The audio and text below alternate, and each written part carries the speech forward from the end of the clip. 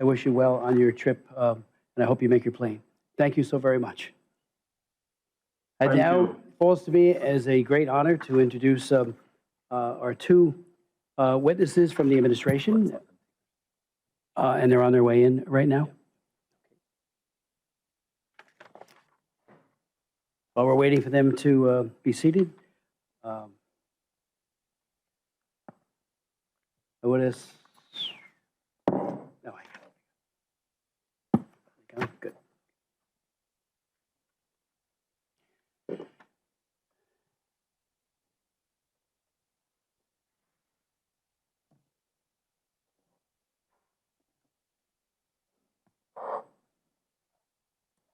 Thank you so much, gentlemen, for being here. And let me introduce Ambassador Jonathan Pratt, who is the Senior Bureau Official for the Bureau of African Affairs. From January 2023 to 2025, he served as the Bureau's Principal Deputy Assistant Secretary.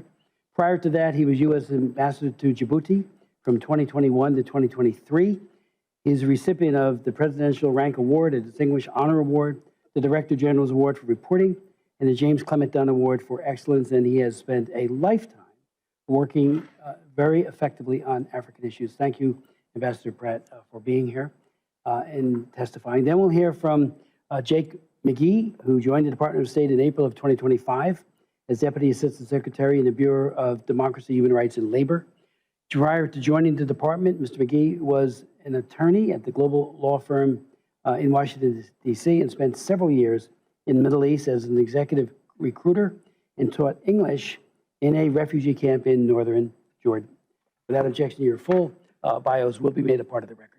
Ambassador Pratt, the floor is yours.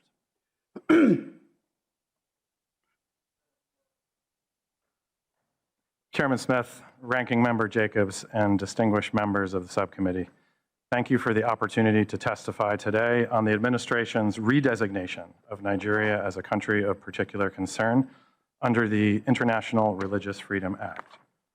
In June of this year in Benue State, Nigeria, Fulani militants armed with guns and machetes set homes and food stores ablaze and locked families inside burning buildings, killing over 200 Christians. Witnesses reported assailants shouting Allahu Akbar as they assaulted St. Joseph's Church. The Fulani militants targeted Christian farmers, many of them internally displaced persons, already seeking refuge from previous violence. Benue State Governor Hyacinth Ali recently warned that his state is, quote, under siege and being attacked by terrorists and bandits, highlighting the Nigerian government's failure to intervene. The scale and brutality of violence facing Christian communities is tragic and unacceptable. It represents a serious failing on the part of the authorities. Similarly, on December 23, 2023, a series of coordinated attacks began and continued into Christmas morning in Plateau State. The attacks resulted in hundreds of victims. Many were women, children, and elderly unable to flee. At least 8 churches were destroyed. Plateau State communities are still reeling today from the overt religious-based violence of those attacks and their unanswered calls for help. The Nigerian government must do more to protect its Christian citizens who are being targeted and killed. Terrorists, separatists, bandits, and criminal militias in Nigeria wreak havoc throughout the country, with ongoing attacks often deliberately targeting Christian communities. In addition to the violent Islamic extremism and banditry experienced in Nigeria's Middle Belt, there has been a surge in violent attacks across northern Nigeria by violent extremist organizations like ISIS West Africa, ISIS Sahel, Boko Haram, Jainim, and Al-Qaeda affiliate Ansaru, and Lakurawa. The ongoing violence is a problem of prioritization for the government of Nigeria. Although its military and police are engaged in taking significant losses in their counterterrorism efforts in the Northeast, the Nigerian government has not done enough to effectively combat violence in the Middle Belt, protect Christian communities, or hold perpetrators accountable.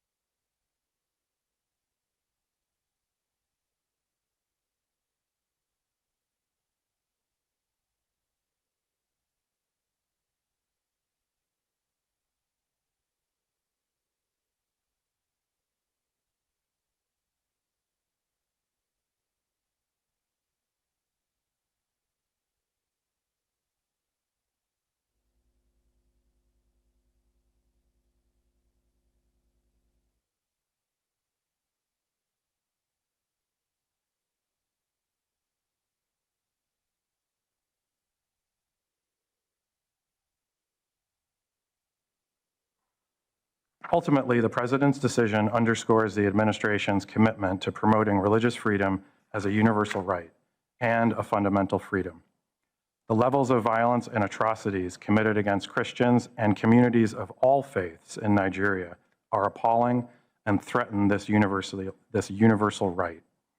We remain open to working together with the Nigerians, but we also expect the Nigerian government to deliver results on the ground as proof of their commitment to this universal right.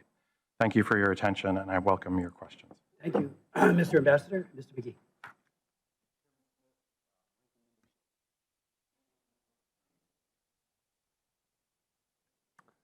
I'll start over. Chairman Smith, Ranking Member Jacobs, distinguished members of the subcommittee, thank you for the opportunity to join my colleague, Senior Bureau Official Pratt, to discuss the Trump administration's decision to redesignate Nigeria as a country of particular concern in accordance with the International Religious Freedom Act of 1998. President Trump's decisive action to designate Nigeria as a CPC made clear that the United States stands ready to champion the rights of Christians and protect them from religious persecution. The religious freedom situation in Nigeria is well documented in the annual IRF reports. The IRF Act, designed by Congress nearly 3 decades ago, establishes religious freedom as a U.S. foreign policy priority and mandates that the president call out religious freedom violators as a reflection of the importance our nation places on America's first freedom. As my colleague stated, the levels of violence and atrocities committed against Christians in Nigeria are appalling. Particularly in the Middle Belt, these attacks directly target Christian populations. Ample witness testimonies have confirmed attackers used religious language during their attacks and specifically targeted Christians for killing, abduction, and rape. It is clear Nigerians are being attacked and killed because of their faith, and the Nigerian government must uphold its duty to protect them. The United States stands with civil society and religious actors brave enough to speak about the tragic violence and discrimination they face in Nigeria. When Bishop Wilfred Anagbe and Father Remigius Eyula testified before Chairman Smith's hearing last March about religious freedom, these 2 courageous religious leaders reported they received threats rather than protection from the Nigerian government. But the United States listened, and we will continue to listen and act until the Nigerian government protects religious freedom, strengthens its protections for vulnerable Christians, and holds perpetrators accountable. In addition to these failures, Nigerian officials also continue to prosecute individuals for alleged blasphemy, which stands in clear violation of Nigeria's obligation to safeguard free speech. Under the Sharia penal codes enforced in 12 of its states, Nigeria is one of only 8 countries in the world that allows for penalties up to execution for blasphemy, along with Iran and Pakistan, which have long been designated CPCs. When authorities detain individuals accused of blasphemy, the judicial process often takes years while they remain in prison, sometimes on death row. Mobs often take the law into their own hands with impunity. For example, in 2022, a mob killed Deborah Samuel Yakubu, a student of Shehu Shagari College of Education, Sokoto, in a heinous attack after she was accused of blasphemy. This young Christian woman's life was taken too soon, yet her murderers remain free.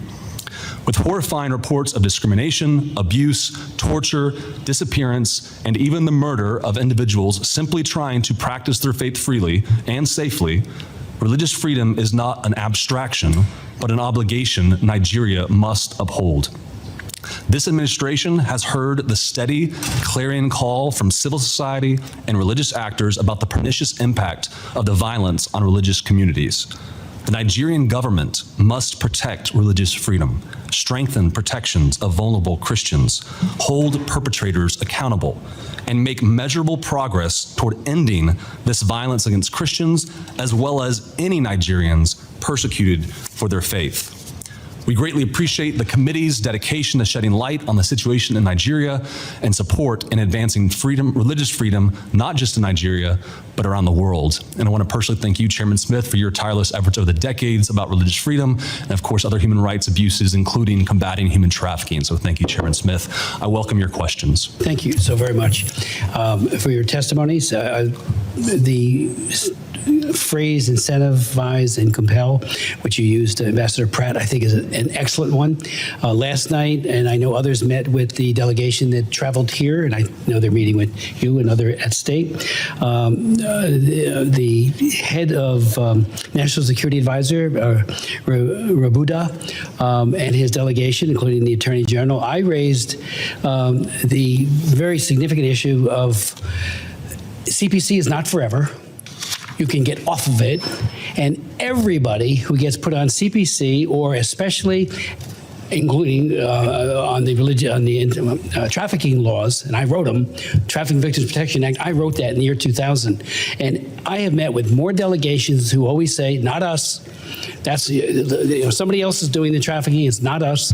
There's always this culture of denial. And that goes for states that are our allies who get put on that list, and that includes CPC, and as well as countries that are not necessarily our allies, like China, which is both a tier 3 country for trafficking and a CPC country, and has been from the very beginning of implementation of Frank Wolf's famous law, the International Religious Freedom Act of 1998. So it's such a familiar refrain, and it flies in the face of evidence, and evidence is what it's all about. The prosecutorial discretion that is not shown in Nigeria to go after and to deploy detectives and protection capabilities from the police, it's just not there. We hear it so frequently, and if it is there, show us. They always say, well, they're bandits, or this or that, but what's the motivation behind Boko Haram? And I went to my opening statement, or would remind you, I kept asking the administration then, why do you keep dismissing that this isn't a radical Islamist organization called Boko Haram? Yeah, they hate moderate Muslims too. I've heard that, like I said, from many imams myself, and they certainly hate Christians and will kill them to procure their ends. So I just, we need to have that in all human rights. I found that be the case. The author of 2 laws on religious freedom. I did the Frank Wolf bill in 2016, which put entities of particular concern, a lot of other things into the law, working with Frank, who's in retirement. Wolf, that champion for religious freedom. And I got to tell you, every time I talk to a delegation, every single time, they deny it. Every time. And after a while, it's like, what's your denial going to be? So last night when I was talking to this high-level delegation, I know some of my colleagues met with them as well, I said, we're just looking for progress. We're standing with your oppressed people. These Nigerians are not Americans. We do have a very large diaspora. They're wonderful, many in New Jersey, but we're not talking about that. We're talking about in the country, and we stand in solidarity with the oppressed and not the oppressor. And we wrote in the original Religious Freedom Act, and this is very important because they say, well, we're not killing people, we're not doing, well, engaged in or tolerated. Tolerated, when you don't prosecute, when you don't protect, that's toleration, and that's written right into the law as a criteria for designation of CPC. So I know that's what you've done, and I thank you for your due diligence on this. And there are a lot of other groups, left and right, and the Amnesty International keeps saying, and I've raised this with the ICC. I've had ICC prosecutors testify at my hearings, particularly on Nagorno-Karabakh, when they were using food as a weapon. We're not signatories to it, but it's out there. Well, Nigeria is. And Amnesty, again, last year, they keep asking, where's the prosecutions for this?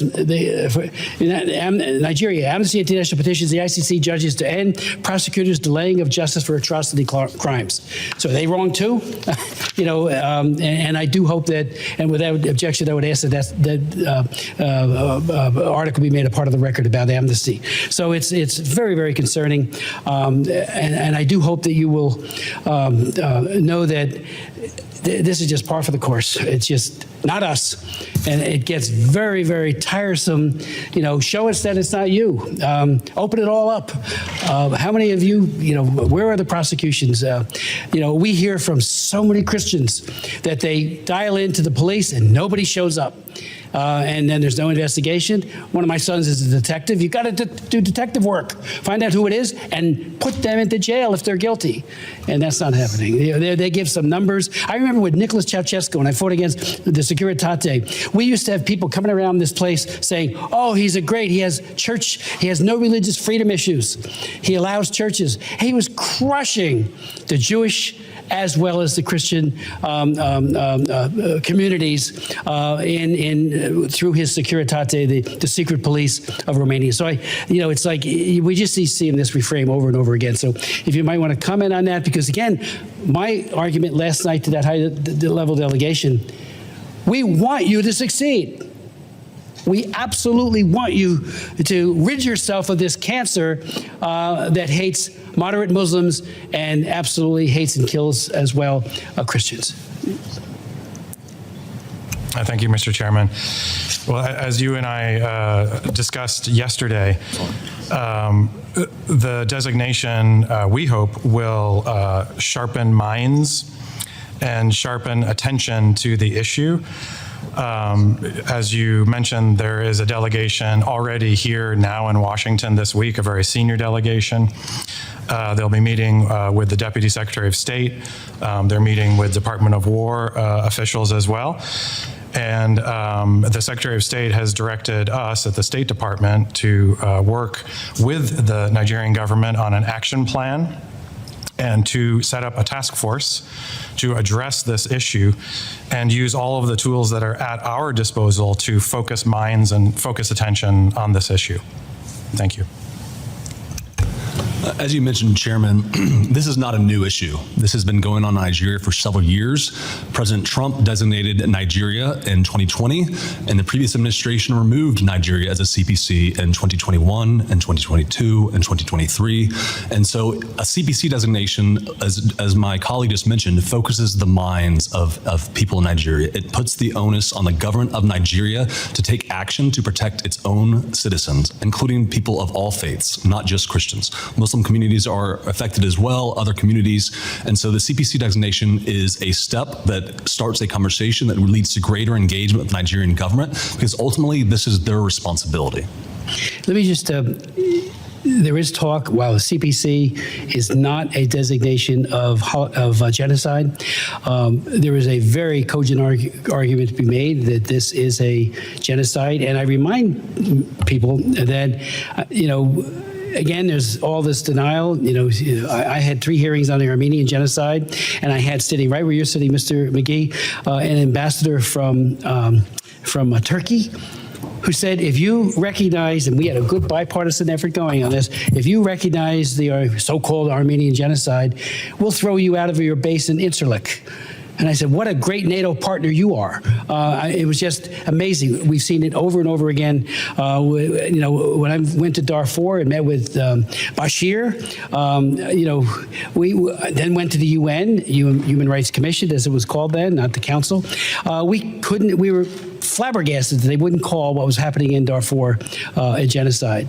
And again, I remind everybody, Article 2 says genocide means any of the following acts committed with intent to destroy, in whole or in part, a national, ethnical, racial, or religious group as such, in whole or in part.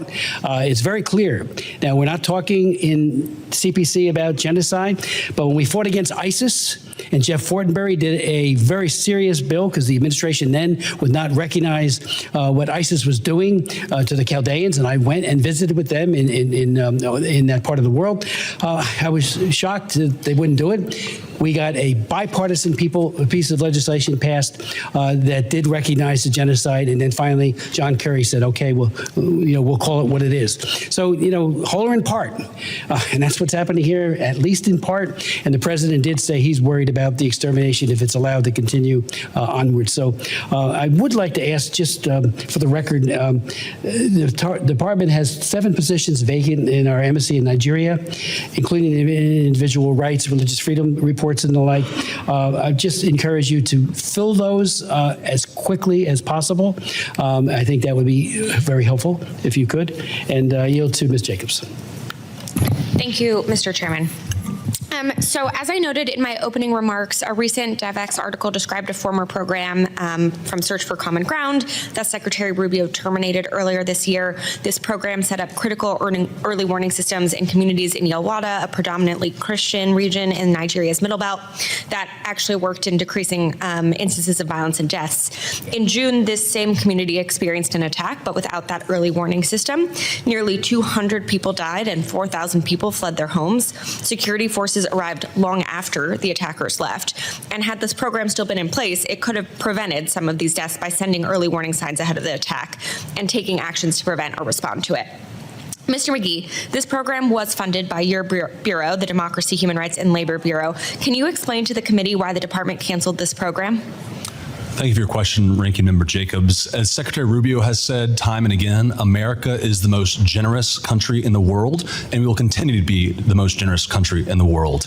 We are looking at every option to stop this atrocious violence, but ultimately the violence must be stopped by the Nigerian government. Okay, in terms of programming, will you recommend restarting this program to the Secretary? So to your question, Ranking Member Jacobs, we do have ongoing program, including early warning and early response systems that are effective across the Middle Belt, and they have saved lives. And so we have a lot of tools at our disposal in DRL and across the State Department that is not just assistance, but is security, that is economic engagement. Across the State Department, we're reviewing every single tool that we have to make sure that this violence stops. But ultimately, America can partner with the Nigerian government, but the Nigerian government must take responsibility and protect religious freedom for all communities, especially Christians right now who are suffering disproportionately. So my understanding is that most of those programs have been canceled, but I look forward to hearing from you which of those programs have continued to be funded and which you intend to restart.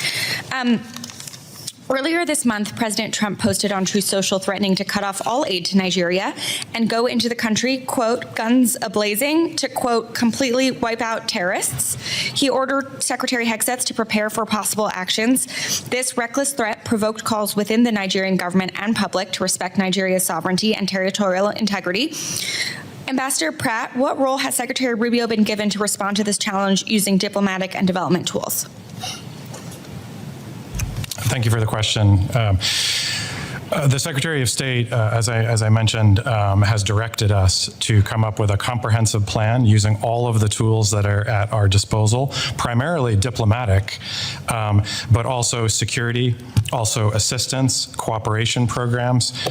This would span from security to policing to economic. We want to look at all of these tools and have a comprehensive strategy to get the best result possible. Great. We will look forward to seeing that strategy. There were public reports that AFRICOM has laid out 3 potential military options. What is the status of this decision at an interagency level? We have had interagency discussions about all of the tools that are at our disposal, including on the security side of the equation, and we have a live discussion with the Nigerian government about how we can assist them in responding to security threats in the country, including this one. Have there been any NSC meetings on this issue? There have. Okay. And I want to turn to another program that I raised during my remarks, the Community Initiatives to Promote Peace. Again, this one incredibly successful, saw positive results showing that only 10% of people who received this training experienced violence in their communities compared to 41% of people who didn't. This is an extremely low-cost, effective intervention, and yet again, this program was eliminated. Mr. McGee, can you help the committee understand why this program wasn't deemed worthwhile to continue? So again, the programming that I mentioned that we still have continuing in the Middle Belt, early warning, early response, also includes dialogue amongst religious communities. And we have seen effective dialogue between those communities that do promote religious tolerance, addressing some of the root causes that you mentioned earlier. And so we're committed to continue to provide support to the Nigerian government. That obviously programming doesn't go to the Nigerian government. It goes to locally owned and locally managed programming opportunities. And so we're still doing that programming, and we're committed to use every tool at our disposal to help the Nigerian government take care of this issue. Thank you. The State Department still has not submitted the annual International Religious Freedom Report that is statutorily required by May of this year. It's November. This committee has not seen this administration's analysis, therefore, of the situation in Nigeria or actions taken in support of religious freedom. Mr. McGee, when will we see this report? When will the State Department submit it? So as you mentioned, Ranking Member Jacobs, the IRF reports are a valuable tool to give an overview of religious freedom in every country around the world and to tell the Nigerian government steps they can take and the situation on the ground. So we're working on those and will be released soon. There's also, of course, the human rights reports that have been released that are a snapshot or an overview of the human rights condition in every country around the world, 198 countries and territories. And so we're committed to releasing the IRF reports as soon as they're ready. Okay, great. In mid-October, Senior Advisor Boulos stated that Boko Haram and ISIS are killing more Muslims than Christians. What is the State Department's assessment? Have these groups killed more Muslims or Christians? And what evidence is the State Department citing that Christians in Nigeria are at specific grave risk of atrocities? So President Trump has made clear that we are to respect and promote religious freedom for all communities. In Nigeria, there is a particular problem of targeting of Christians, and they have suffered a disproportionate number of killings compared to their population, especially in the Middle Belt. And when we see attackers chanting religious slogans, churches being destroyed to the tune of thousands over the last several years, thousands of Christians being killed, and particular targeting on Christian holidays like Christmas and Easter and other holidays, this shows there's a religious component targeted towards Christians in particular. That being said, we stand with all communities around the world who are suffering religious persecution because of their faith. We value religious freedom as a per se good, and we're committed to protect religious communities no matter where they are. As I think Chairman Smith mentioned in his remarks, of the thousands of Christians who've been killed this year around the world, the vast majority have been killed in Nigeria, which is a problem the government of Nigeria must take seriously. Okay. I disagree with your assessment, but I look forward to seeing the report that has it all laid out. Last question, Ambassador Pratt. Yesterday, President Trump announced this administration would start focusing on trying to end the war in Sudan. This is a welcome development, and I hope you all are successful. I am, however, concerned that the sporadic high-level attention without the appropriate staff at the working level will not be enough to bring a sustained end to the war or transition to a real peace process that includes Sudanese civilians. Could you share more about the State Department's strategy to bring the war in Sudan to an end? How many people on our team are dedicated to this portfolio? Has there been an NAC meeting about this recently? Will there be shortly? How can we be sure that this will be a sustained approach? Thank you very much, Ranking Member Jacobs. I'm very proud to have fought very hard to retain all of the staff in the Africa Bureau during the recent reorganization that the State Department undertook. We were able to present very convincing data about the understaffing historically in the Bureau. And so not only did we retain staff, we also gained additional staff to help on the assistance side. On Sudan, we retain a very large office by State Department standards focused on Sudan, and we are very lucky to have Senior Advisor Boulos, who has brought high-level White House attention to two key issues for us, which is Eastern DRC, as you know, and Sudan. Senior Advisor Boulos has also worked on other issues to bring profile and attention to them, and so we welcome the President's comments and profile in his meetings with the Saudi leader yesterday to draw attention and resources to this issue. Okay. Listen, I know you all are doing what you can. AF is mostly intact. Staff bandwidth is still limited by USAID cuts at embassy and the cut to the Bureau of Conflict and Stabilization Operations that I know was working hard on this issue. And the administration has yet to name a special envoy for Sudan. So I look forward to continuing this conversation to make sure that you all have what you need to be successful in this endeavor. Thank you, Mr. Chairman. I yield back. Mr. Baird. Thank you, Mr. Chairman, and I want to thank our witnesses for being here. My question deals with the responsibility, and we've heard a lot about that already, of the Nigerian government for putting an end to this prosecution or persecution. So has the United States really been able to see any progress in terms of the Nigerian government recognizing a duty on its part to reduce this persecution and targeted violence? And to what extent, if any, has the government's accountability made any improvement in reducing these persecutions? So as I mentioned in my opening statement, thank you for your question, Representative Baird. The Nigerian government has to do more. There have been attacks where 0 perpetrators have been held to account and 0 prosecutions. Heinous attacks that cost lives, that drive people out of their homes. There are hundreds of thousands, if not millions, of internally displaced peoples, and those individuals who caused that displacement have not been held to account. So as SBO Pratt mentioned, we're having high-level engagement with the Nigerian government. We have a great partnership on a lot of issues like security, trade, other things, but we're encouraging them to actually take ownership of this responsibility and prosecute the criminals and terrorists who have perpetrated this persecution. And so do you feel like there's any movement on the part of the government, Nigerian government, to do that, to move to protect their people? I mean, I just wanted a hint of whether they're moving that direction or not. So I think President Trump took bold action in redesignating Nigeria as a CPC, and that, I believe, has gotten the attention of the Nigerian government. We're engaged in high-level dialogues with them, including this week at the very highest levels. We're planning engagement on the ground, both through our embassy there and other trips, to make sure that Nigerians here are very important message that they have to do better. So I think we're making progress in the right direction. President Trump's bold action on the CPC designation was an important step. It's gotten their attention in the Nigerian government, but we need to do a lot more. So, Mr. Pratt, I want to delve a little deeper into that CPC designation that he just mentioned. And you know, the Trump's administration was designated Nigeria as a CPC. So do you anticipate the administration will be less likely to issue a waiver in the current administration as opposed to President Trump's first term? And if the president does not issue a waiver this time, do you think that the lack of a waiver now will apply to the necessary pressure to the government to reduce these persecutions? Thank you very much. We are putting together, as I mentioned, a comprehensive plan to use all the tools available.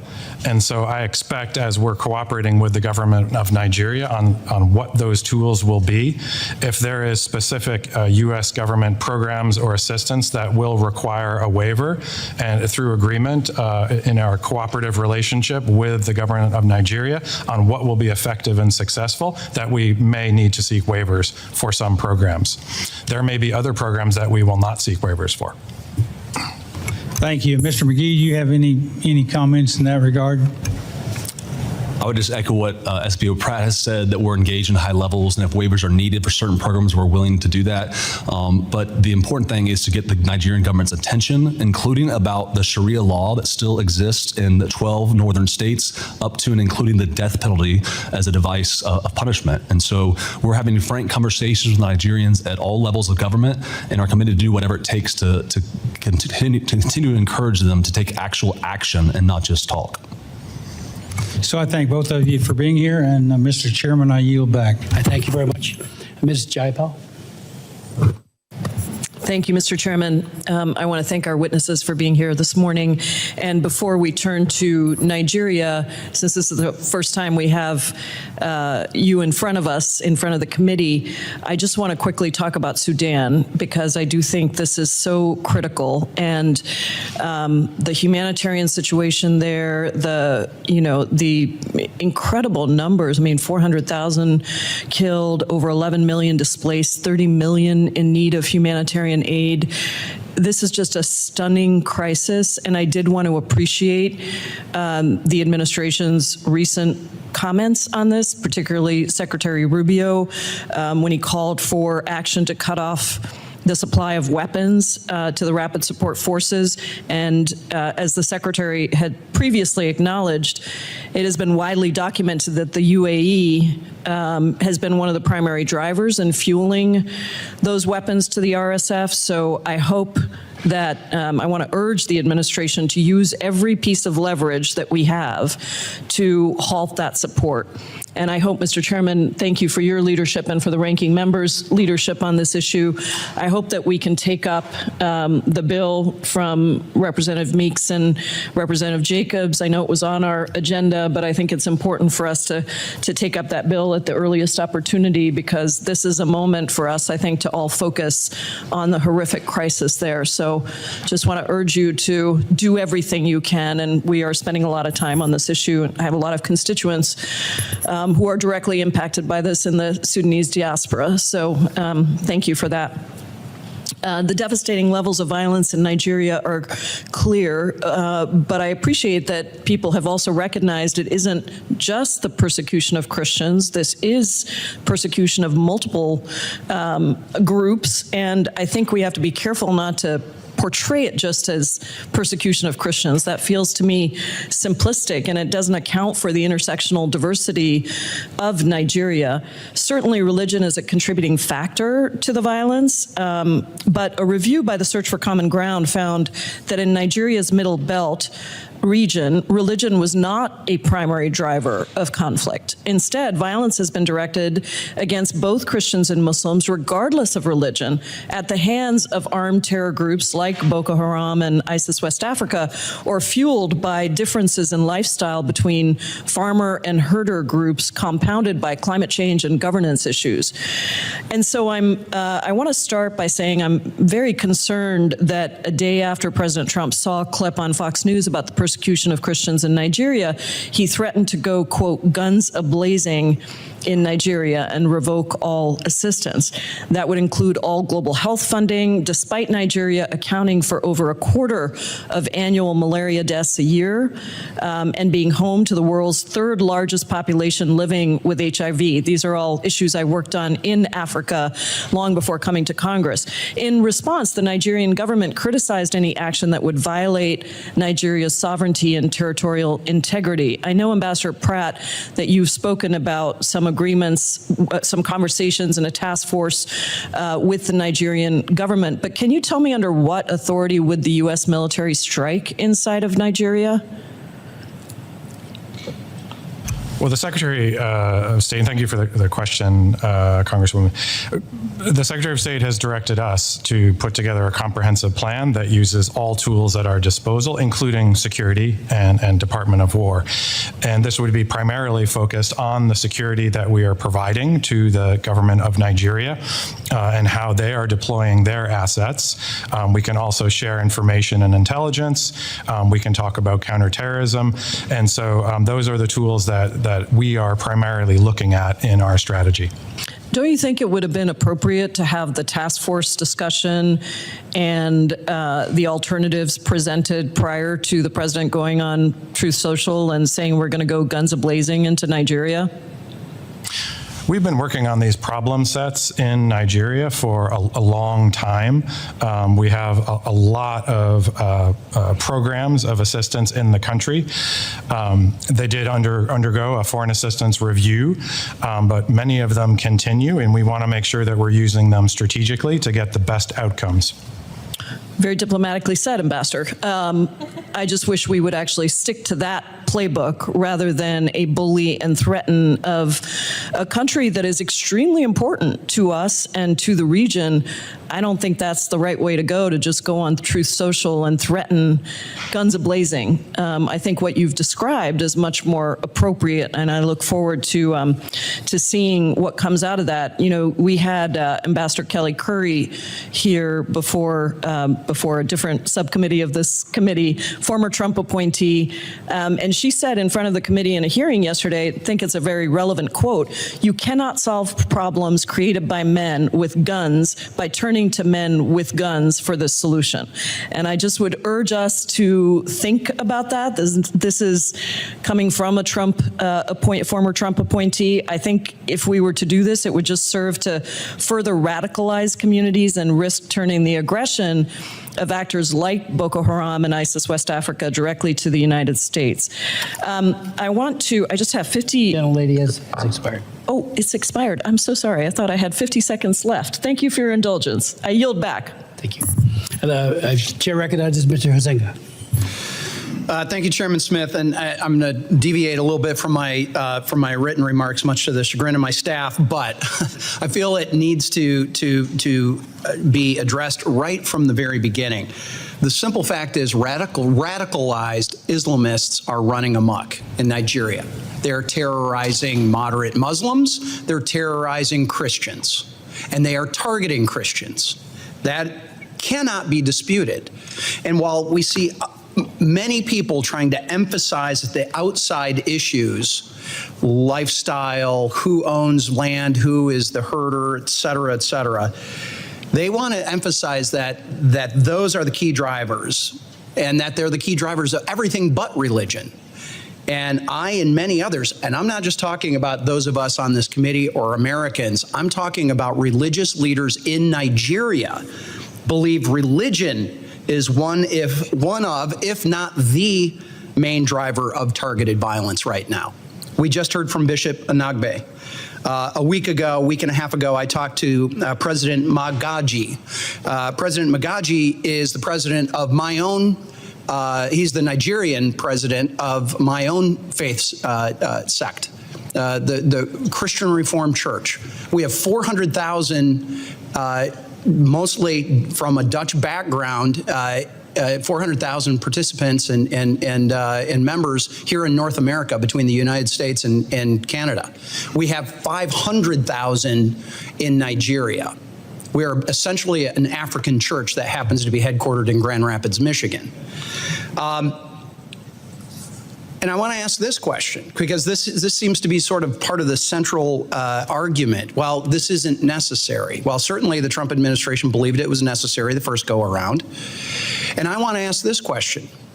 Did things improve when the Biden administration removed the CPC? Thank you for your question, Representative Hyde. And just for the record, I'm seeing a number of heads shaking no in the right behind you.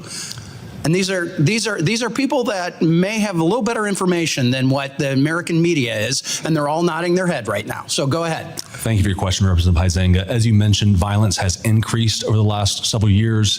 It was unfortunate that the Biden administration chose to remove Nigeria as a CPC in 2021 and 2022 and 2023, and President Trump's bold action to redesignate them is a wake-up call to the Nigerian government. And as you mentioned, religion is extremist religious ideology is, of course, a primary motivator of these attacks. The attackers themselves use religious language. They target churches. They target Christians on holidays. Yeah, and absolutely. It was Christmas Eve of 2023 exactly. When 200 people were murdered, killed in a church. Now, I want to ask this. So one question was, did things improve? I think the answer is no on that. Here's the question. Proportionally, do we see Christians killing Muslims in Christian areas of Nigeria the way that we are seeing radicalized Islamists killing Christians in Muslim areas of Nigeria? What I can tell you, Representative Huizenga, is that Christians are disproportionately targeted based on their population. Exactly. And by the way, for those that you can't pick up with the microphones, there's audible yeses behind you. Again, the people that are watching who are nodding their heads. Why? Because they have lived this. Their families have lived this. I went to school with kids from Nigeria.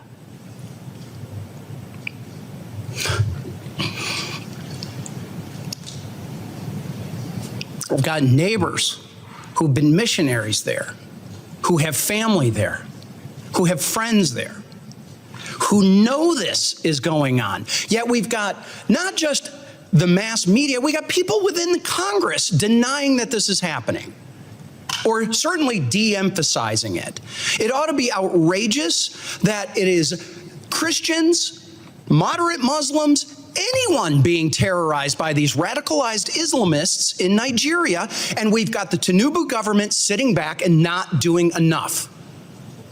I recently just was interviewed by Nigerian television, Arise TV, and that was really their question. Is the Tinubu government doing enough? And I had to answer, no, they are not. And I do not understand how a delegation can come here to the United States and downplay and come up with all of these other excuses as to why this is allowed to happen. It should be rejected and should be called out for what it is. And I've got a couple of other questions that my time has expired that I'm going to have to go and ask for them in written responses. But one of them I need to highlight is in Benue State, there's 1.4 million people who are considered internally displaced. Understanding that the administration has supported refugee assistance in dozens of other countries since taking office, what humanitarian assistance support are you providing or plan to provide to the IDPs in Benue and Taraba states, where many of those Christian communities reside? And I'll have to take the answer in writing. And Mr. Chairman, with your indulgence, just to show the breadth of this, I want to submit for the record remarks from the chairman of the Financial Services Committee, French Hill from Arkansas, who also serves on the House Permanent Select Committee on Intelligence, the Intel Committee, and I serve as vice chair of the Committee of Financial Services. This is where many of those sanctions originate and the enforcement. And I will say this: sanctions are only as good as your willingness to enforce them. And as the chairman has pointed out, there are ways to get out of those sanctions. And that's through correct your behavior. So with that, Mr. Chairman, I'd like to submit the letter. Thank you. And with that, I yield back. Chair recognizes Mr. Jackson. Thank you, Chairman Smith. Thank you, Ranking Member Jacobs, and the distinguished members of the subcommittee. Thank you for convening this critical hearing. The crisis in Nigeria demands our clear-eyed attention, not political exploitation. I'd like to thank our esteemed panelists that have taken the time to come before us today. Thank you for your work on Africa on the ground, and at least one of you brings that experience. However, I must express my shock and, if you will, a bit of outrage that we are not putting into these top positions people who are directly from and represent the culture and the lived experiences of the African people. Currently, we still have unfulfilled positions that are very important, which demonstrates this administration's lack of sincerity towards moving us towards more dialogue as opposed to destruction. The Assistant Secretary for African Affairs has not been appointed or even nominated. The Senior Director for Africa at the NSC has not been appointed or directed for Middle East and African Affairs. I've had the honor of traveling to Nigeria now for 4 decades and meeting with Nigerians in the diaspora for decades as well. They are unequivocally some of the most tolerant, productive, and loving people that you will ever meet. We are speaking today about a nation of extraordinary promise and complexity, a country of nearly 240 million people, home to 250 ethnic groups and 2 major religions, Christianity and Islam, that have coexisted and built a society together for generations. The idea that this nation is simply engaged in a one-sided religious war, I believe, is a dangerous fiction. The current government, led by President Tinubu, a Muslim married to an ordained Christian minister, reflects this complexity. Out of the 9 top security chiefs, 5 are Christians, including the Chief of Defense Staff and the head of the Air Force.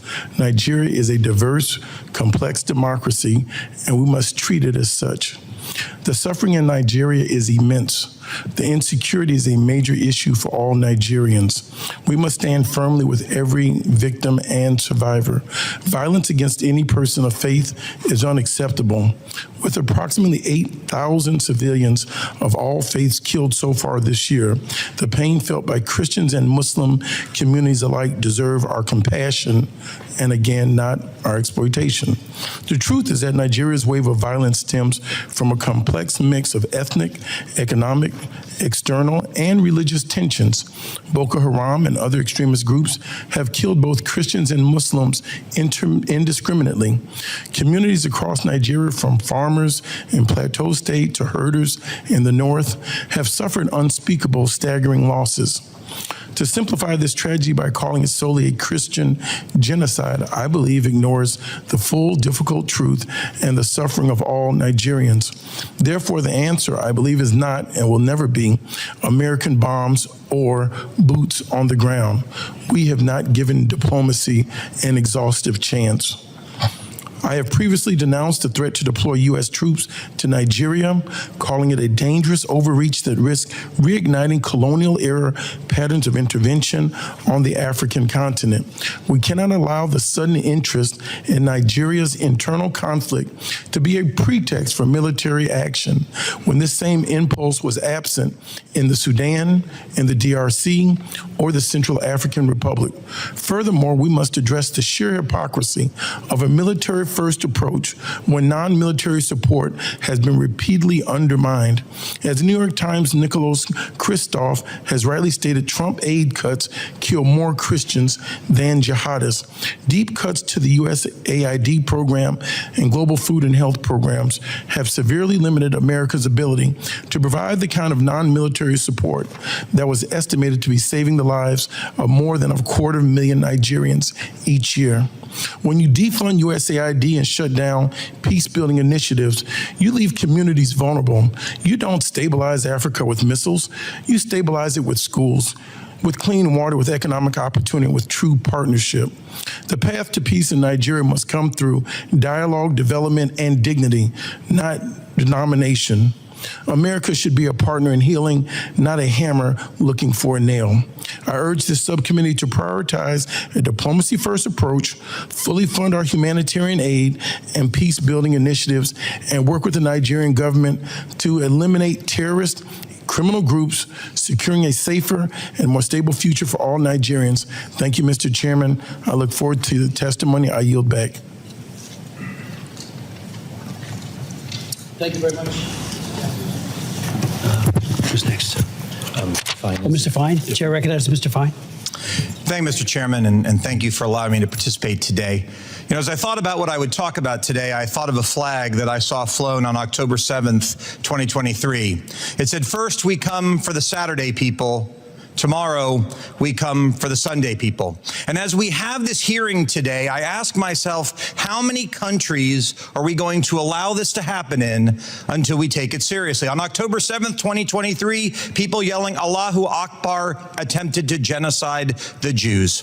A few months ago, people yelling Allahu Akbar attempted to genocide the Druze in Syria. And here we are talking today about another group of people yelling Allahu Akbar trying to genocide Christians. How many countries are we going to have this happen to? How often are we going to allow this to be whitewashed and both siderists until we acknowledge that we have a serious problem that we have out there?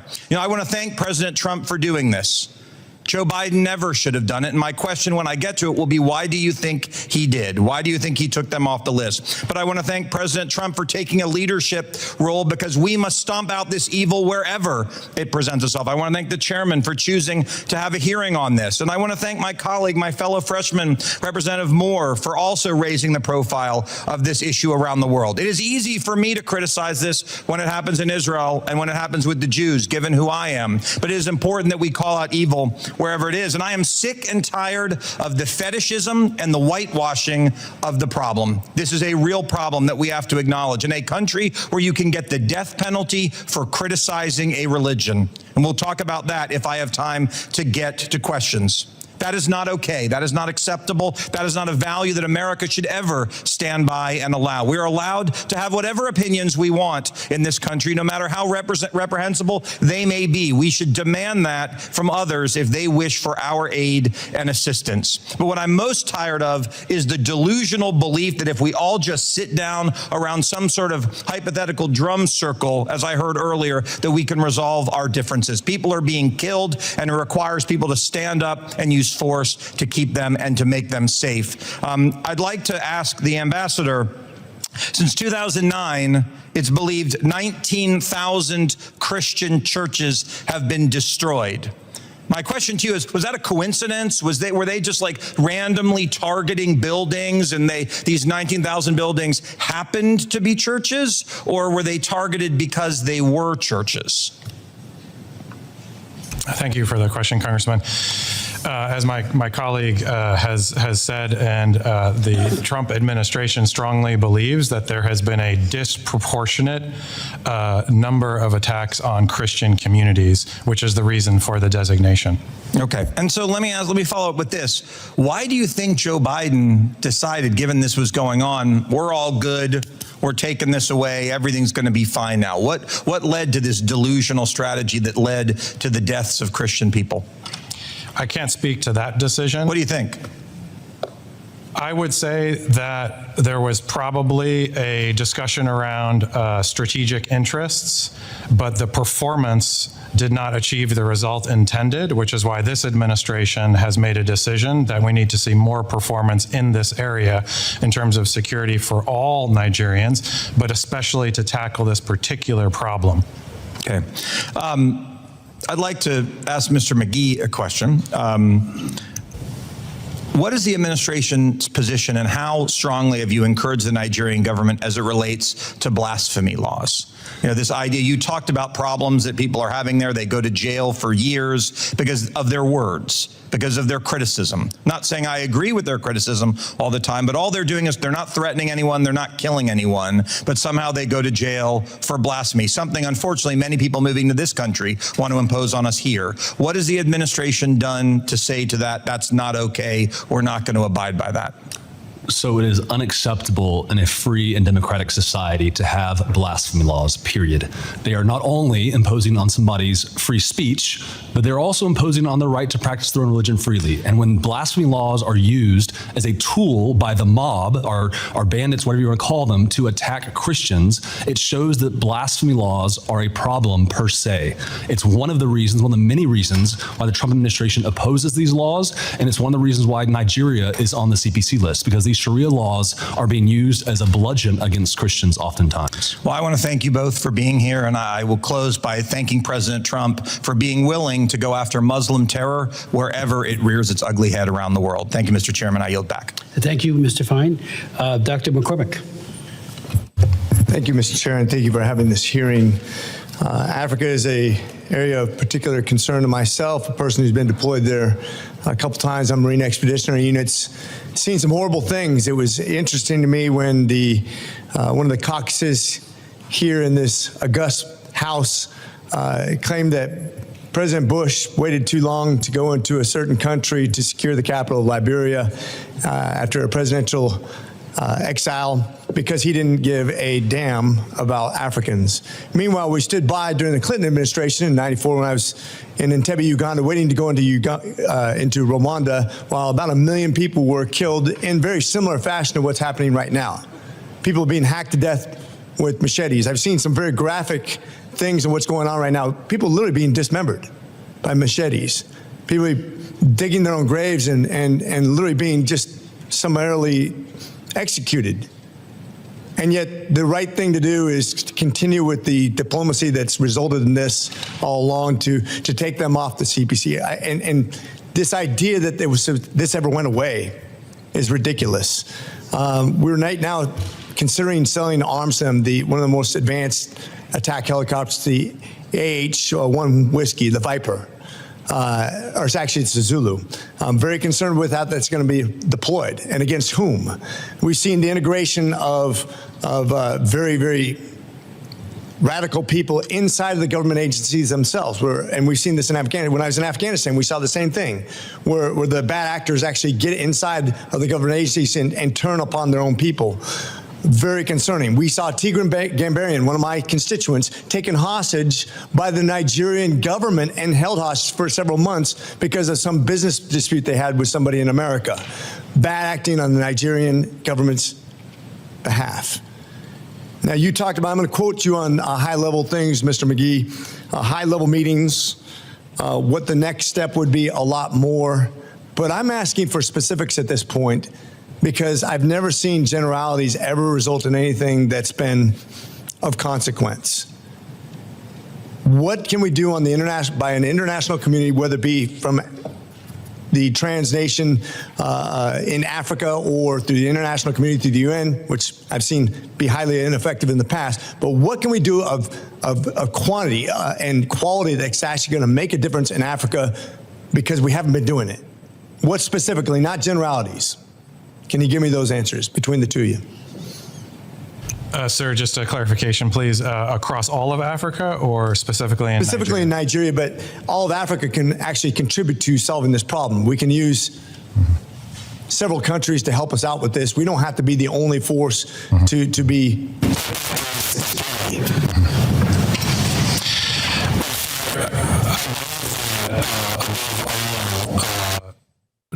Development and commercial investment in the continent can yield the best dividends, which is one of the reasons why this administration has focused so heavily on our commercial strategy in Africa.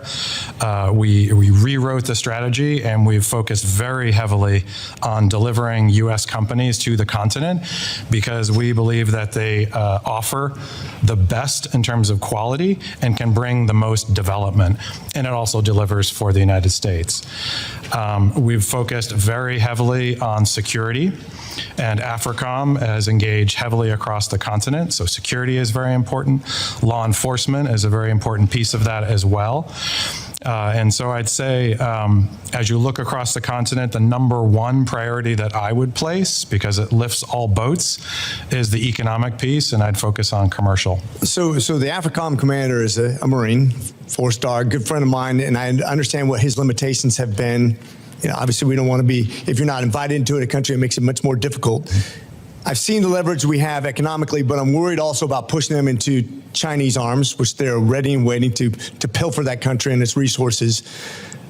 What about how we deal with the international community coming in there and stabilizing it in a military fashion so that we can actually stop the violence? Because it doesn't seem like the government's being effective in that at all.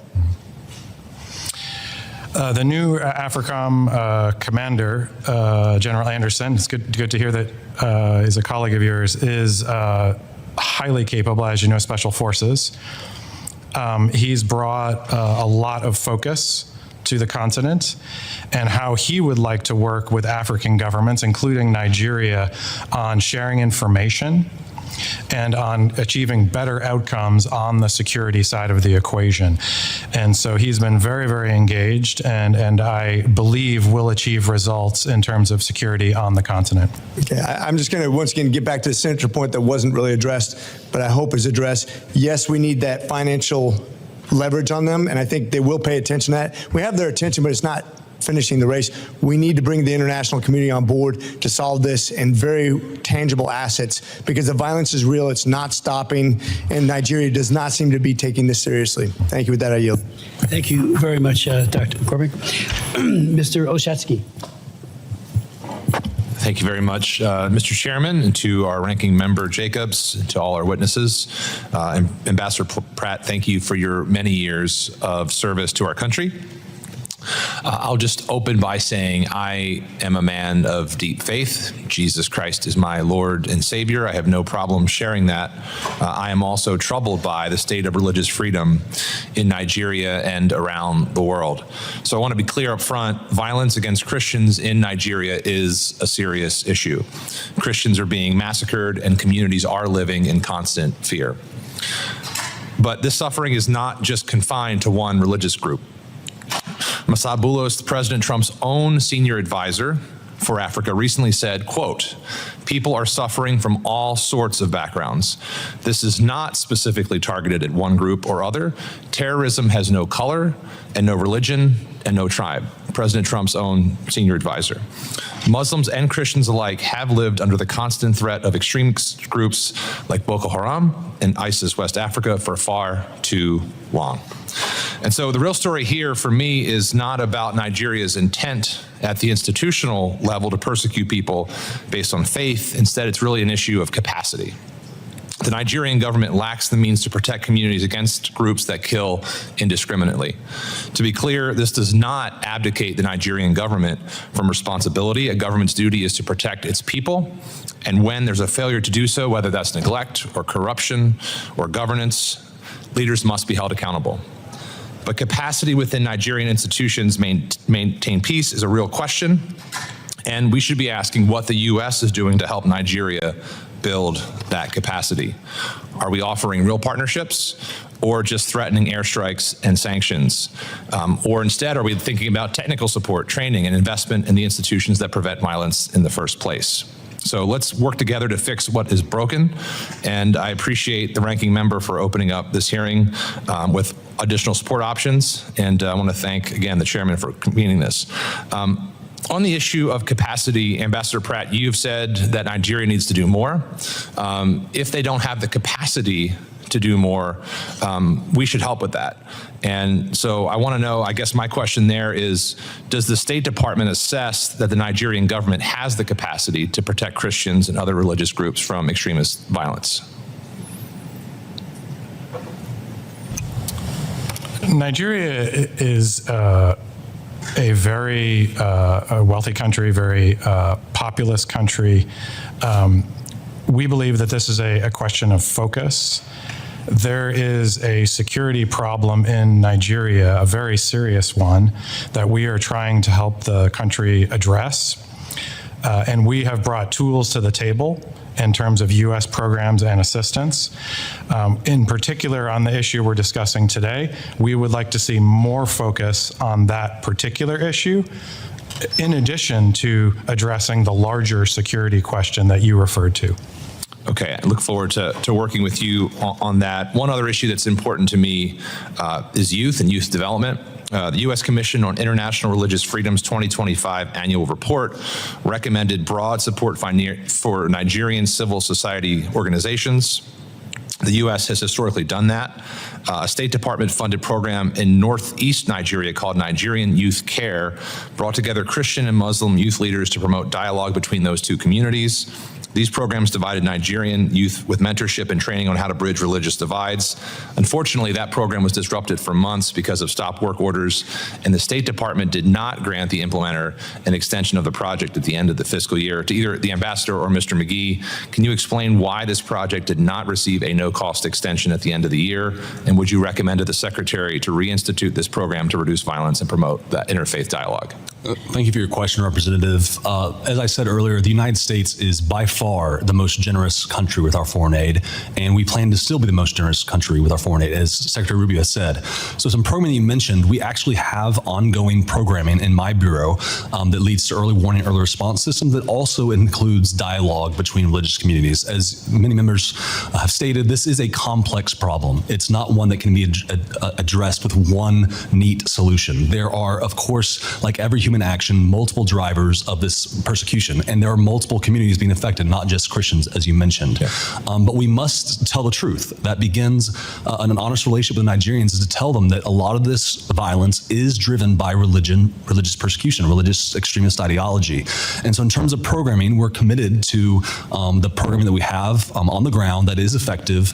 It's saving lives, and we are reviewing every foreign assistance dollar at the State Department to make sure that taxpayer dollars are used effectively and actually helps people on the ground. That's great. I thank you both for your time and your testimony today. I look forward to following up on those programs with you. And with that, Mr. Chairman, I yield back. Thank you. I'd like to now recognize Mr. Moore. Thank you, Mr. Chairman. Thank you, Chairman Smith, for convening this hearing. And I just want to recognize real quick the tremendous impact that Chairman Smith has had in this realm of human rights, Christian persecution over the decades. I'm a former staff member, actually, of this committee. I worked on this committee when Chairman Smith was on this committee. He had a very large impact on me as a staff member, and to come full circle back around and be on a hearing on such an issue that was really inspired by Chairman Smith's work here when I was a staff member. Thank you for that. And but I think one of the things that's, and I would say disheartening in this, hearing some of the media reporting and frankly some of my colleagues on the other side of the dais here, is this misdirection of what is happening. There is a persecution of Christians in Nigeria. The witnesses have made that clear. We heard the bishop speak. I don't know how many times we have to hear it or how many reports of martyred Christians my brothers and sisters in Christ in Nigeria, how many times we have to hear that happen to take it seriously. And one of the things that concerns me is that it feels like at times it's echoing an indifference around this, and somehow we're going to develop our way out of it through developmental programs, and this indifference sounds like echoes of Rwanda to me, where we did nothing on that. And I think, as you remember quite clearly, President Clinton has stated that as one of his largest failures in his administration. President Trump has made a definitive decision to actively engage and stop the killing in Nigeria, and I think he deserves a lot of credit for that. You all have used a word that I think is very apt in this, and this is prioritization. And as Chairman Smith put it perfectly in his opening statement of this hearing when he spoke with the senior officials in Nigerian government, is that we do want to work with them. We have the opportunity here. I think the Nigerians have an opportunity to deepen and strengthen their relationship with the United States if they will prioritize the protection of these communities. Of course, non-Christians are being killed too. We're not saying that's not happening, but there is a systematic, targeted campaign that's happening here. I met with that same delegation, same as Chairman Smith did, and some of the feedback we were getting is a little bit of that same misdirection. But let's not turn a blind eye to what's happening. Let's not believe our lying eyes, right? One thing I'd want to point out here is we've had religious organizations and advocacy groups have been calling for humanitarian assistance in the Middle Belt region. And my understanding is that the Tinubu administration has not specifically requested it. That's why it's not there. They just have to ask for it, and our State Department will then provide that assistance to those organizations on the ground. That is a perfect example of prioritization and indifference to what is happening here. So that would be a great, to use your department's term, confidence building measure on the part of the Tinubu government in this, if they are serious about this. Because I can promise you President Trump is. He is very serious about this. A question that I have for you is, the Nigerian Constitution prohibits the ownership of firearms. But somehow these Fulani militants operating in the Middle Belt of region of the country, they're all armed. And we're not talking about ISIS, we're not talking about Boko Haram.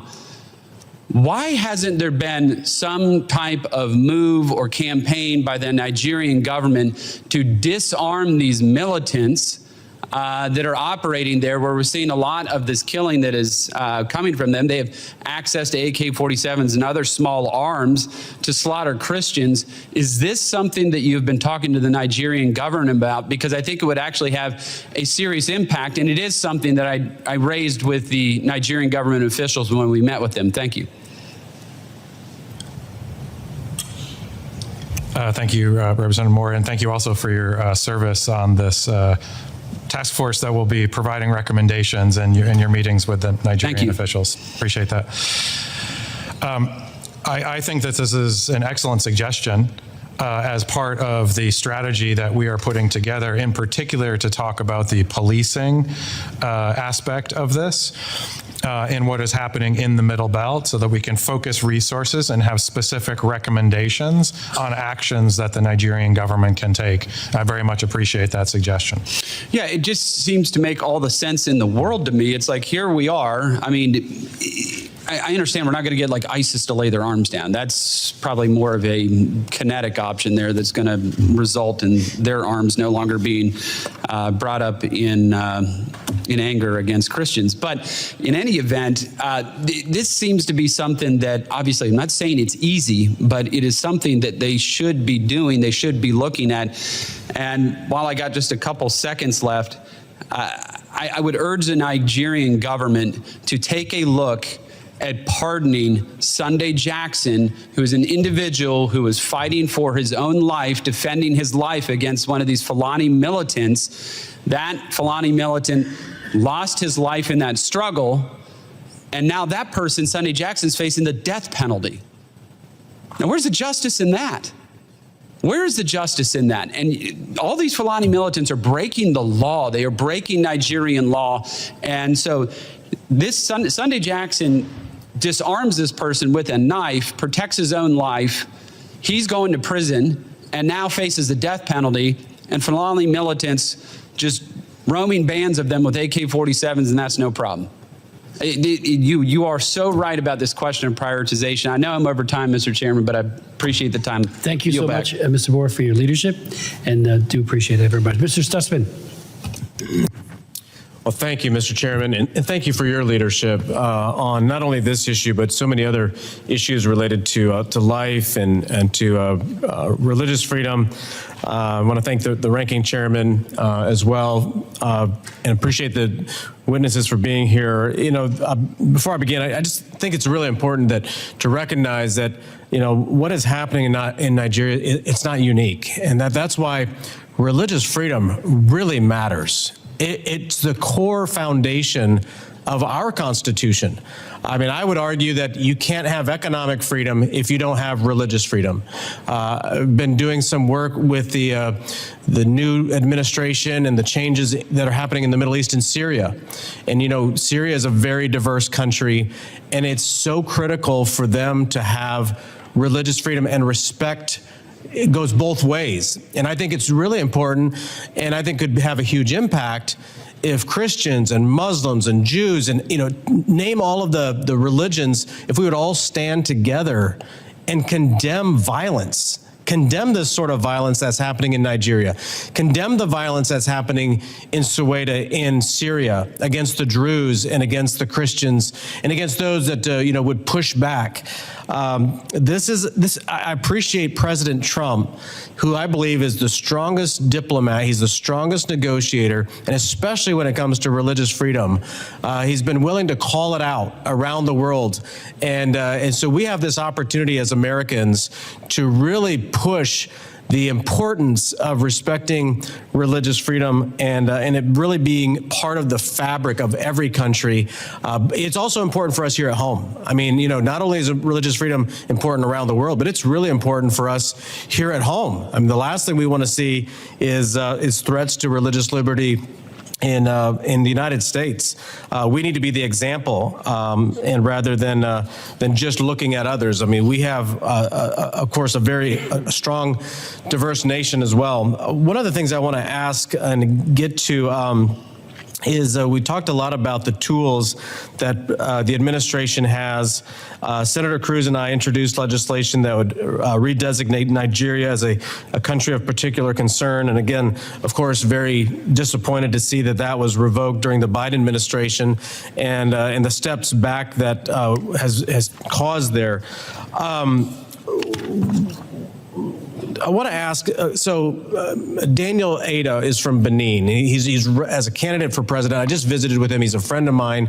I was asking him, since Benin is right next door to Nigeria, what are we seeing in the surrounding areas? Are we seeing some of the same attacks and atrocities in other countries? And is there any sort of coalition? I know the Nigerian government is acting like this isn't happening, but is there any sort of coalition being led by us or within the region to fight back and to push back?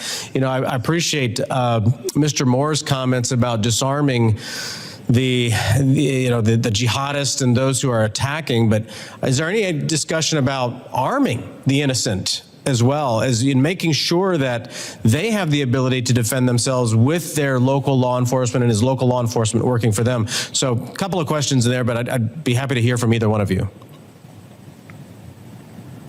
Thank you, Representative.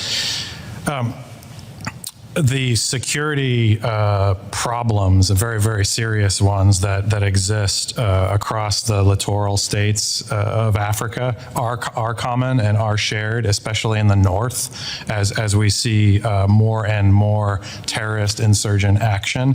And so this is a shared problem. We at the State Department, but especially the Department of War and AFRICOM, have focused very heavily on sharing intelligence and trying to create the type of cooperation that you referred to between those countries so that they're sharing information, using best practices, sharing intelligence with each other to be more effective. In terms of the particular problem that we are discussing today, this targeted attacks against Christians, it is most acute in the middle belt of Nigeria. One of the things that we know in the Middle East is looking at the curriculums that are taught in schools, and especially some of the curriculum that we saw that was being taught in Gaza to the young children about killing a Jewish soldier is something worthy of.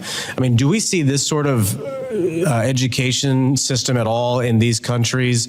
Because what are the young people learning? Are they learning to be pursuing peace and prosperity? Or are they also being taught anywhere in these schools some sort of jihadist activity is worthy of accomplishing?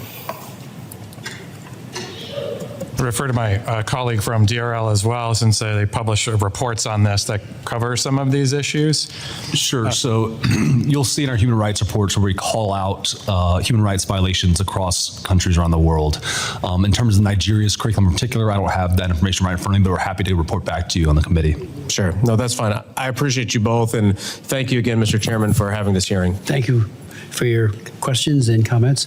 We are joined by the former chairman of the Africa Subcommittee, who is now over at the Energy and Commerce Committee, John James, and I want to thank him. February of 2024, he had a very important hearing on Nigeria and other advocacy throughout that time. So, the floor is yours. Mr. Chairman, thank you so much for your personal invitation, for your leadership, and for your friendship. I'm honored to be back.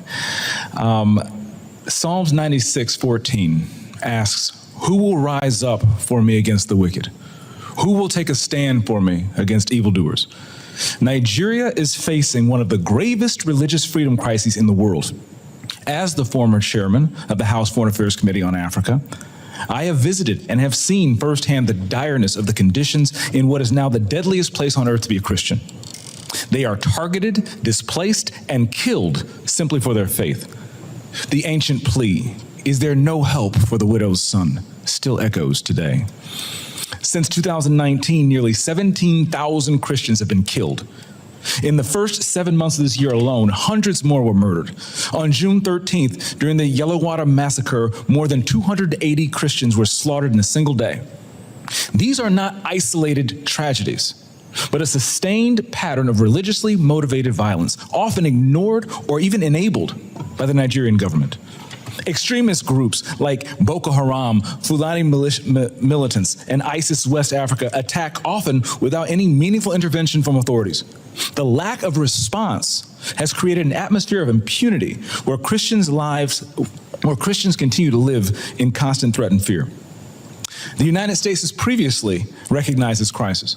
President Trump not only designated Nigeria as a country of particular concern during his first term, but redesignated it again in his second term after President Biden inexplicably removed that designation. Religious persecution is tied to political repression and weakening institutions in Nigeria. Example, the detention of Mazi Nnamdi Kanu is a clear example. In 2022, Nigeria's Court of Appeal struck down the charges against him and ordered his release. The UN Working Group on Arbitrary Detention has also called for his unconditional release. Yet he remains in solitary confinement, in deteriorating health, and recently had to represent himself in court. Nigeria has signaled that the law is optional and targeting Christians is fair game. Just hours ago this morning, despite the pleas and cries of the Nigerian people and many Nigerian lawmakers, Mazi Nnamdi Kanu was convicted on all charges. For fiscal year 2025, the U.S. has requested nearly $8 billion for sub-Saharan Africa. But when Americans see political prisoners, judicial defiance, and the slaughter of Christians, they understandably ask as they meet their own struggles, why should our tax dollars support governments that refuse to protect their own people? Is our aid aiding a genocide? Nigeria is a nation of tremendous potential, but that potential is being choked out by violent persecution of its Christian population. No country can build a stable future where churches are burned, believers are killed, and communities live in fear. The United States must stay engaged, and Nigeria must change course now. Mr. Pratt, A direct question. Do you believe, in your professional assessment, that the government of Nigeria has been infiltrated by jihadists? I do not believe that the government of Nigeria has been infiltrated by jihadists. Okay, because when you look at the selective enforcement of the rule of law, one might question if there are any favoritism or looking the other way when groups are being specifically targeted, despite the fact, as my colleague Mr. Moore mentioned, not enforcing the rule of law with regard to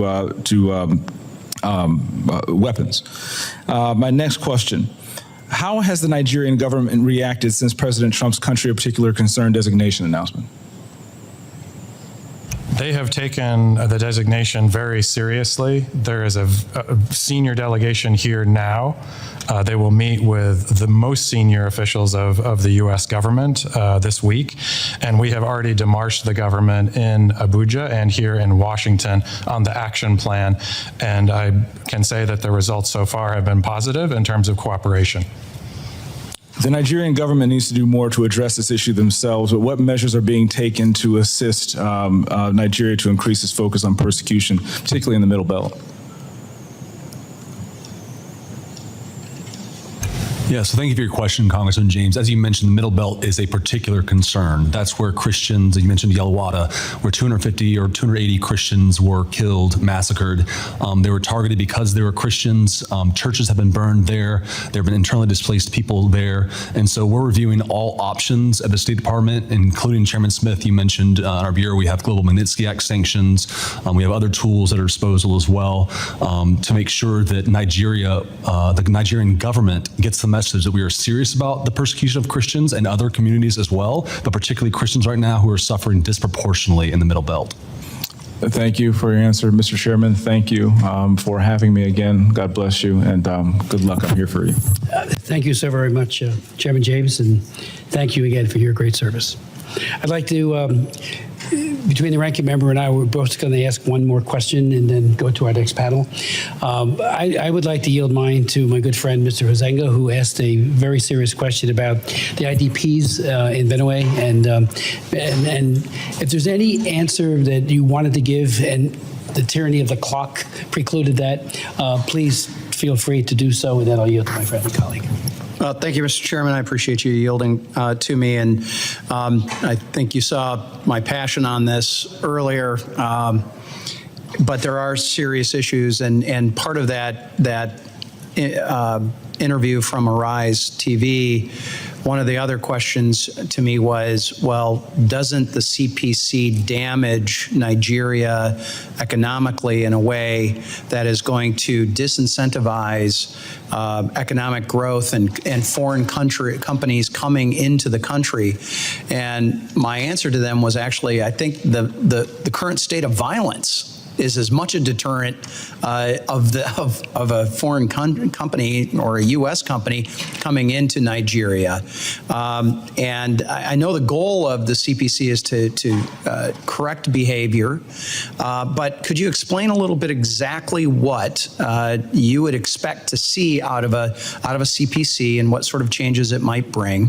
And then I want to address the 1.4 million who are considered the internally displaced people, IDPs, in Benue, and what the game plan would be to provide the IDPs in Benue and Taraba, what sort of assistance they can depend on from the U.S. Thank you very much, Representative. This CPC designation, we hope, will focus the energy of the government of Nigeria, as well as our own government here, on all of the tools that we have available. And so by setting up this task force that I referred to and looking at all of the types of assistance that we can bring to bear, but more importantly, what the government of Nigeria can do to own this problem and improve security for all Nigerians, but in particular, tackle this problem that we're talking about. But they have to admit there's a problem first, right? Okay, and I think that's been one of my concerns is I have not seen an actual admission to this being a problem. It's been given excuses and veneers of a lot of other issues that get parroted both here and in the media. Can you talk about the displaced persons and the help that they could be expecting? On displaced persons, we do have programs that address this, and we want to make that part of the action plan that we are working on. My colleague from DRL may want to provide more in particular on IDPs.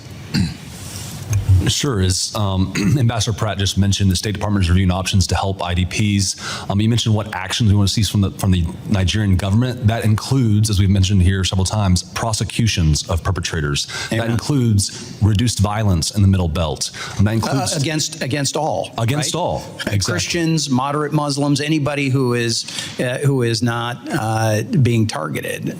Right. Exactly right. So the Trump administration stands firmly for the principle that religious freedom is for all religious communities and those who don't practice a faith. It is a per se good, and we're committed to helping protect communities all around the world who are experiencing religious persecution, not just in Nigeria, not just Christians.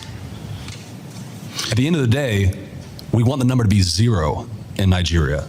We don't want any religious persecution to happen. We don't want it to just be a reduction in violence. We want there to be 0 people who are murdered because of their faith.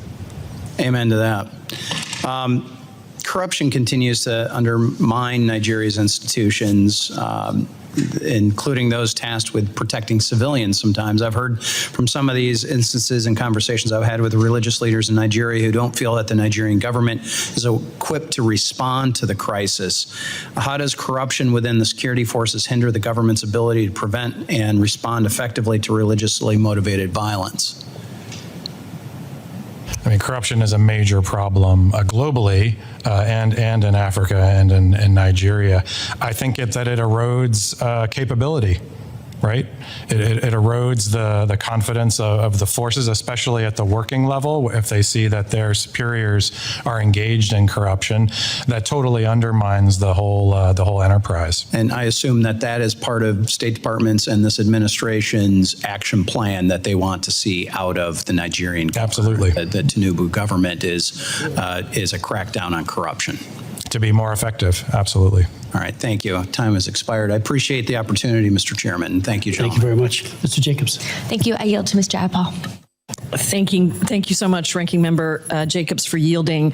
I think this has actually been a good discussion on this committee and an important one around what strategy we use to eliminate violence against any community. And I think the issue for me is that if you define the problem as people being attacked only because of their religion, that would lead you to one set of solutions.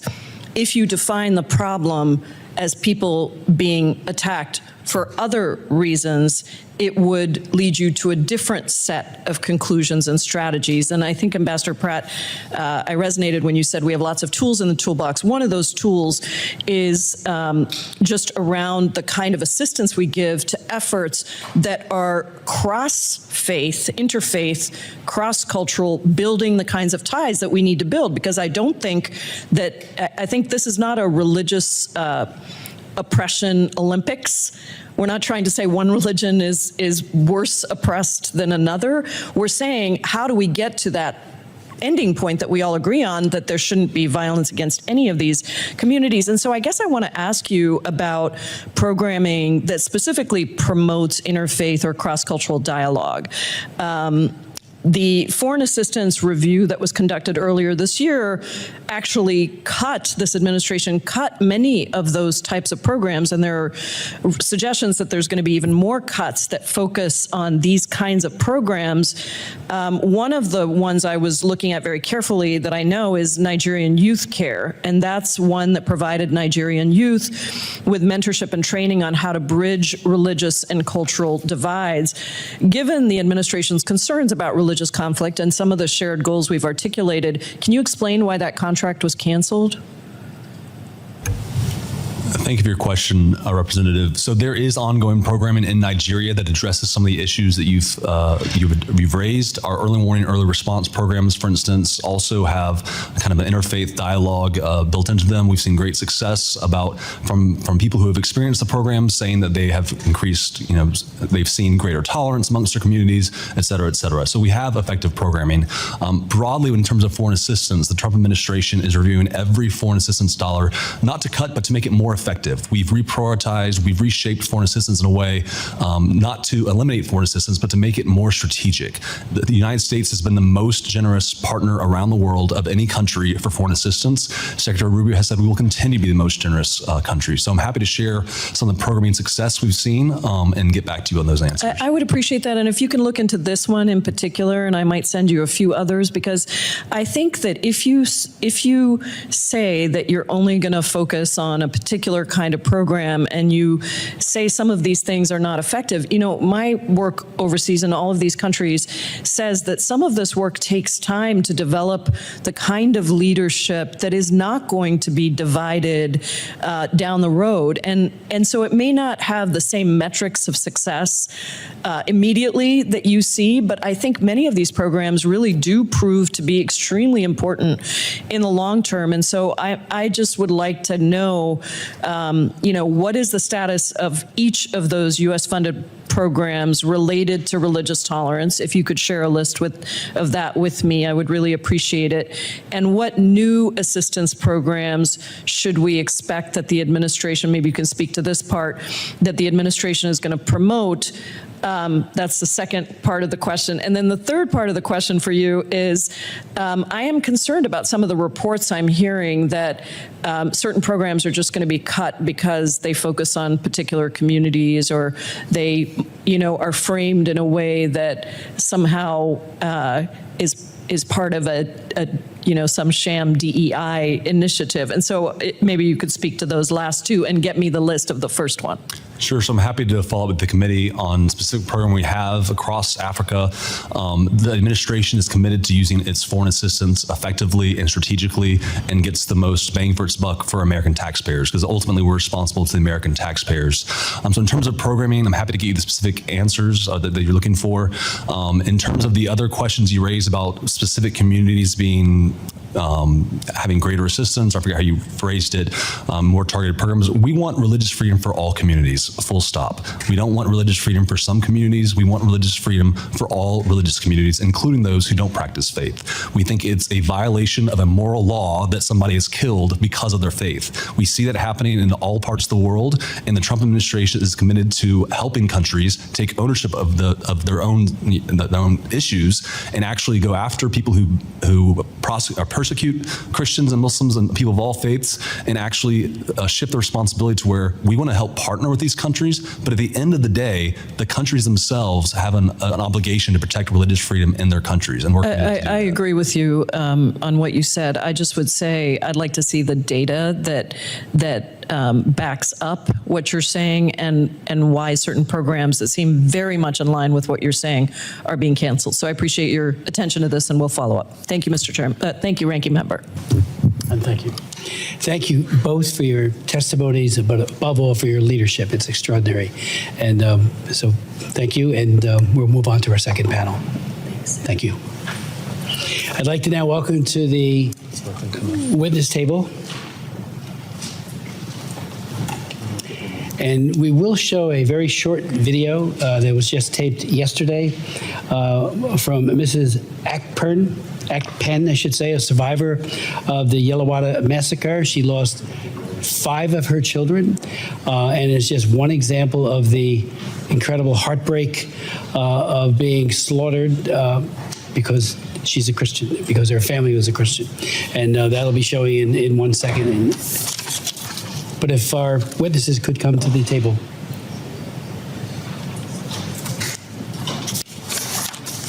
You can put the video up.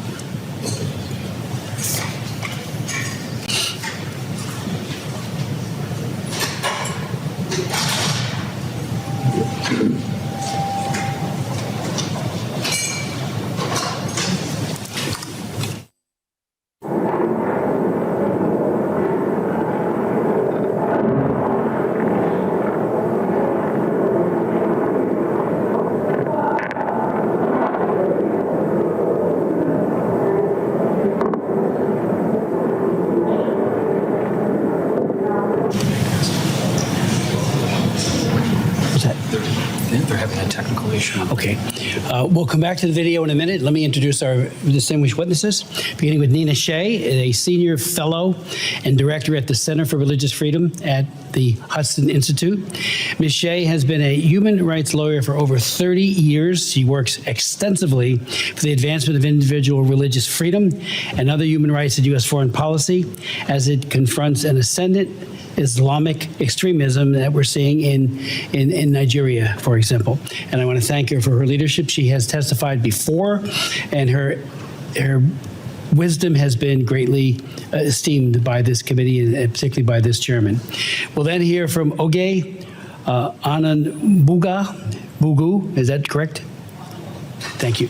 Who is director and senior fellow of the Africa Program and CSIS and a foreign policy leader with 2 decades of experience shaping policy and engagement on Africa and U.S.-Africa relations. Most recently, she served as director of the Africa Program at the Wilson Center, where she led research and programs that centered African knowledge and agency in developing actionable strategies to address critical issues facing Africa and the U.S. Relations. I would like to yield now such time as she may consume, and then to you as well, to our witnesses. Nina.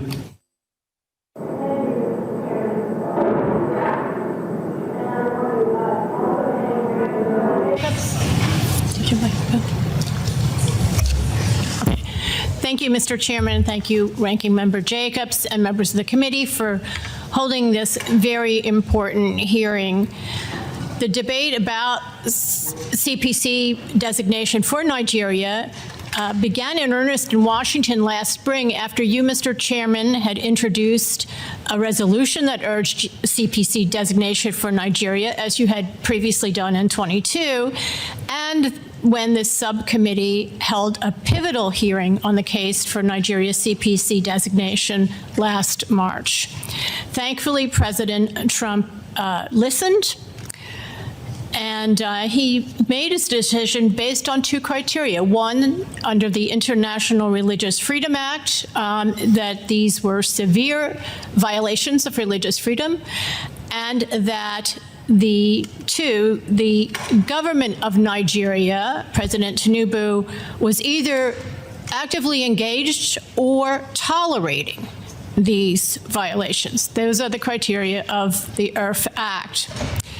So Nigeria's multifaceted terror problem that has had a devastating impact on both Muslims and Christians alike is well known, but the long overlooked persecution of Nigeria's Middle Belt Christians by Fulani jihadi militias finally got Washington's attention when that March hearing was held, and Bishop Enagbe testified. The bishop gave startling firsthand testimony that described frequent raids on farmlands of his Makurdi diocese by armed Fulani Muslim herders who kill, rape, or kidnap residents, all the while shouting the jihadi battle cry, Allahu Akbar. Bishop Enagbe, who testified today as well, and I'm honored to be part of this hearing with him, related that 20 parishes in his diocese have been shut down because of these attacks. Moreover, he said Nigeria's government was doing nothing to stop this. I agreed in my testimony then that Nigeria should be designated a CPC precisely because the relentless and systematic Fulani attacks targeting Middle Belt Christians are carried out with complete government impunity. By contrast, the government is fighting the terror groups in the north. So this is really key to understanding why CPC is warranted in this case. The bishop's frank testimony required heroic courage. He soon began receiving death threats. A few weeks later, Fulani militants attacked his home village and massacred 12 of his relatives and scores of others. The priest directing his Justice and Peace Office, who took the body counts and came to the aid of survivors in such attacks, has been forced to take temporary leave after credible threats to his life. Mr. Chairman and White House, Mr. Chairman, you and White House officials who had met with Bishop Enagbe were appalled when you heard of this. The attack was part of the brutal pattern seen in hard-hit Benue and various other Middle Belt states, but it also raised the concern that this attack was in reprisal for his testimony to Congress, one organized not simply by nomadic herders, but by those in Nigeria who are close observers of Washington. 2 weeks after that incident, Yelwata, which is, by the way, only 5 miles from the state capital of Makurdi, that's Benue State, was hit by a large Fulani raid. Others have spoken about that. Over 270 Christians were murdered. And the victims included some who had been displaced from their hometowns by prior Fulani raids and had sought refuge in Yelwata because there's a military garrison there. The Nigerian troops there did not put up a fight against the dozens of, and it was only dozens, of Fulani attackers who swarmed in on motorcycles and some on foot, wielding assault rifles and machetes as their weapons. This has been going on for years, again with government impunity. Similar attacks are taking place elsewhere in the Middle Belt. To give one recent example, Catholic priest Father George Dogo told the outlet Truth Nigeria, which is directed by former State Department official Douglas Burton, that 10 days ago in Taraba, Fulani militants stormed through a local government area, indiscriminately killing 20 people and burning and damaging homes and churches. A survivor, Christiana Joseph, a 33-year-old farmer from Amadu village, told Truth Nigeria that as she was preparing to go to early morning mass, a Fulani militia arrived on motorcycles and shot into her house. She is quoted stating, "They fired for about 5 minutes, shouting Allahu Akbar. When the gunfire stopped, I went inside and found my husband of 14 years, John Joseph, already dead."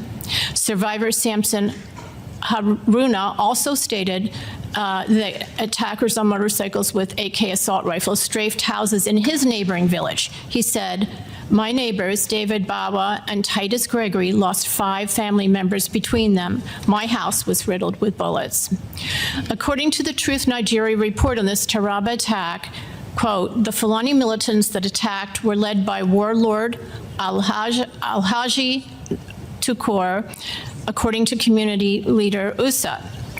Wakori Diocese Bishop Mark Nzukwan called the crisis overwhelming and said that 335 Catholic churches have been destroyed and more than 300,000 Catholics there have been displaced beginning in 2015. That's just in his diocese. According to the head of a local security consultancy, Fulani militants plan and stage their attacks from an abandoned resort now overgrown with vegetation called Danjuma Farm that the Fulani use as a cover for cattle grazing, he said. That's the head of this security agency. But that's just a smokescreen. And he commented that if the government wants to stop the attacks, they must clear out the terrorists from Danjuma Farms. In a Daily Post Nigeria article, Reverend John Lekel, the director of social communications for the Wakori Diocese, that's the same diocese that I've been talking about, described the situation as devastating, revealing that many rural parishes have been abandoned following sustained assaults that have claimed multiple lives and destroyed entire villages. Bishop Nzukwan told the respected ACI Africa outlet last year that, quote, "If peace is restored, the region's rich agricultural landscape could provide a prosperous future for its residents. Instead," he said, "there is food scarcity because of these constant attacks." And there are countless reports like this across the Middle Belt. I mention this one because it shows that Abuja has failed to act even when the Fulani aggressors are identified and their base from which they launch repeated attacks are known. This represents not only a horrifying pattern of severe persecution by Fulanis targeting largely Christian areas, but also a shocking pattern of government tolerance of this persecution. I want to give one last example from Plateau State that occurred a month ago. The Reverend Ezekiel Dechomo of Plateau, who is the regional chairman of the Church of Christ in Nations, told journalist in Jos on October 24 that Islamic extremists have threatened to murder him from calling on the Nigerian and U.S. governments to help protect Christians against genocide. He told the Christian outlet Morning Star News, quote, "My life is in grave danger. Even as I speak, I am on the lookout for attacks. I no longer sleep with my eyes closed. I have been attacked before but escaped." The threats came after he appeared in a video on October 15, standing in a mass grave containing the remains of a dozen slain church members, reportedly killed by Fulani herders.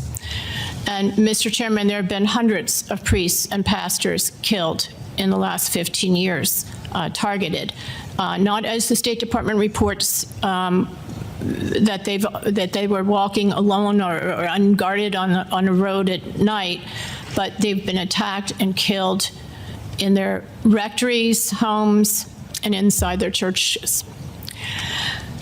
As the Nigeria government issues denials and watches passively with no Fulanis prosecuted and no Nigerian forces prepared to defend the vulnerable, the Christian death toll from Fulani militia attacks alone, leaving aside the terror attacks from Boko Haram and ISWAP and the others, is in the thousands, and Christian survivors in displacement camps number in the millions. The respected research group Open Doors cites Nigeria as now the world's most dangerous country for Christians because of their religion. Again, at this time, most Nigerian Christians are being murdered by Fulani militias, and they are the militia's special target. Aid to the Church in Need reported last month, quote, and this is a Pontifical Foundation that says this, Nigerian Christians in the Middle Belt are bearing the brunt of violent attacks from those identified as Fulani militants. Some insist that the violent aggression by the Fulani herders against the Christian farmers on their own land is the unavoidable result of climate change. The State Department Religious Freedom Reports have annually described these indiscriminate mass killings as clashes between two socioeconomic groups who fight over scarce resources brought on by climate change. Religion has nothing to do with it, they claim. This justification of Fulani violence has recently shifted. Now it is generally acknowledged that Christians are being murdered in cold blood, but it is being argued that more Muslims are killed in the violence, and this proves it has nothing to do with religion, they say. This argument is not factual, and it is irrelevant for CPC. The premise that more Muslims than Christians are killed is debatable, as the scholarly Observatory for Religious Freedom in Africa documents. In any case, most Nigerian Muslims live in the north, where Boko Haram and a plethora of ISIS and al-Qaeda-linked Islamic terrorist groups attack them and non-Muslims alike, and this violence, too, is religiously based. However, significant for CPC criteria, the Nigerian military is actively fighting those terror groups in the north. By contrast, in the Middle Belt, where most of the Christians are being killed in recent years, and where Christians are the special target of Fulani herder militias, the government isn't lifting a finger against the Fulani militants. Instead, it is tolerating them and denying it is happening. I've also heard about sporadic Christian attacks on Muslim villages. To the extent that the government is not taking action in those cases, that is further reason for CPC designation. Political momentum to list Nigeria among the world's worst persecutors gained throughout October as the annual CPC review neared the year-end deadline, and reports of massacres kept coming. On October 21, the Pontifical Foundation, Aid to the Church in Need, issued its World Survey that reported, quote, the number and ferocity of the attacks on Christian villages in the Middle Belt have led some experts to conclude that these incursions are a deliberate land grab to remove Christians and Islamize the region, end quote. Various high-level White House officials in the State Department were also hearing from groups of religious freedom activists on Nigeria. Later that week, President Trump made the CPC designation. For the first time, the issue of Fulani militias targeting Christians for mass murder received official U.S. acknowledgement when Secretary Rubio addressed this. This, in turn, got the attention of Nigeria's President Tinubu, who said he is willing to work with the U.S. Until now, he has not shown the political will to stop this Fulani violence. CPC, as you know, is a two-step process. The next step in this process requires the president to adopt a policy response. And we heard today from the State Department about what is being considered. And there are several actions that I also endorse. One is to, it's been raised before by Representative Moore, and it's my first recommendation, disarm Fulani herders. These militias are loosely organized. They don't have explosives or drones, don't use tunnels, suicide vests, or propaganda films. They are an unsophisticated, but nevertheless lethal force because they come armed with AK-47s and 49s, while their targets have only homemade pipe bombs to defend, pipe guns to defend themselves with. Assault rifles, such as those used by the Fulanis, are heavily regulated by Nigeria's Firearms Act and illegal for the targeted Christian farming villages. The act specifically only allows homemade what are called Dane guns, cap guns, and other muzzle-loading guns. The act thus outlaws the firearms that would match the assault rifle firepower of Fulani militias and leaves the peaceful Christian communities essentially defenseless. President Tinubu should order the removal of Fulani heavy weapons, raiding their encampments at Dan Juma Farm in Taraba and other places in the process. He should direct the powerful cattle breeders associations, such as the Mayeti Allah Cattle Breeders Association, to cooperate in doing this. Two, fortifying targeted areas. So U.S. foreign aid in Nigeria in recent years has amounted to about $1 billion annually. Areas targeted by these Fulani militias should receive some of this aid to securely return home and reclaim their properties, rebuild, and defend themselves. For example, this aid could go toward intelligence sharing, the training and equipping of local private security guards, as well as other measures. Again, the Fulani militias are not the formidable foes seen in ISIS and al-Qaeda, and their attacks could be prevented relatively easily, prevented and defended against by these basic measures. Humanitarian aid is important, and this should be for the victims of Fulani herder militia attacks, and this should be distributed through trusted local providers, including through the churches on the ground that are currently one of the main aid providers to the survivors of these attacks. And it's just, again, tragic and ironic that productive farmers now need food aid since they have been driven from their Middle Belt farms. 4, sanctions against those aiding, abetting, and granting impunity to the Fulani herder militias, including those sanctions should include high-level officials in the criminal justice system and the military. The U.S. should gather intelligence regarding official responses to the Fulani herder militias and review possible visa and Magnitsky sanctions for those aiding and abetting. The Fulani warlords' names are known or knowable. Out of all the, I think it's important to understand that out of all the violent attacks by Fulani herder militias, there have been only a few arrests. One involved the prosecution of a Fulani herder who was convicted of destroying melons at a melon company who received a 10-year sentence. It shows the government can get tough when it wants to. And 2 high-profile legal cases of violent attacks on Christians have seen movement in recent months. One concerns the Catholic Church of St. Francis in Ondo, where terrorists killed some 40 worshipers on Pentecost Sunday in 2022. Depositions are being taken in that case. Ondo's bishop recently told me, but the trial has not yet started. It's important to note that's not in the Middle Belt, it's in the South. The 5 suspects being held are said to be part of the East African Shabab terror group and are not members of the Fulani herder militia. The other case involves the Yelwata massacre itself, where charges are filed have been filed against 5 Fulani herders in September, in an extremely rare example of prosecution that I believe is attributable to the pressure raised by the CPC debate in Washington. Finally,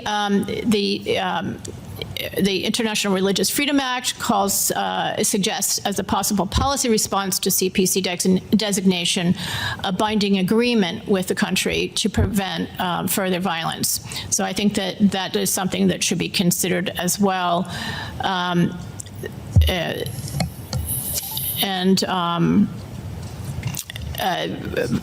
Unfortunately, President Tinubu hasn't shown the political will so far to direct the police and military action within his power. And he argues that because the police force is centralized under the Constitution, he is overwhelmed. He says that a constitutional amendment is required to give back policing power to the governors of the state, and that could take years. However, right now there exist legal ways he can shore up defenses within the targeted Christian areas. For example, decentralizing police commands internally, or empowering local guards, or deploying more mobile police units to states, and prioritizing referrals of state governor police orders for presidential review. So I suggest that the U.S. enter into a binding agreement with Nigeria to ensure this needed police protection against the Fulani militias. Since President Trump's CPC designation, I note some Nigerian officials, including generals of a force in the southern state of Ondo, who cite worries about securing Nigeria's wide open border, already asked for U.S. partnership in an effort to quote, help flush out Fulani ethnic militia terrorists from the Southwest. Thank you. Ms. Shea, thank you so very much for that very well thought out testimony. I mean, you have so much in there, and I'll go back and read it to pull out much of what you have just conveyed to the committee. So thank you for that. And I'd like now recognize our next witness, Ms. Onubogu. Thank you very much. Chairman Smith, Ranking Member Jacobs, distinguished members of the committee, I'm honored to share my views before this committee today.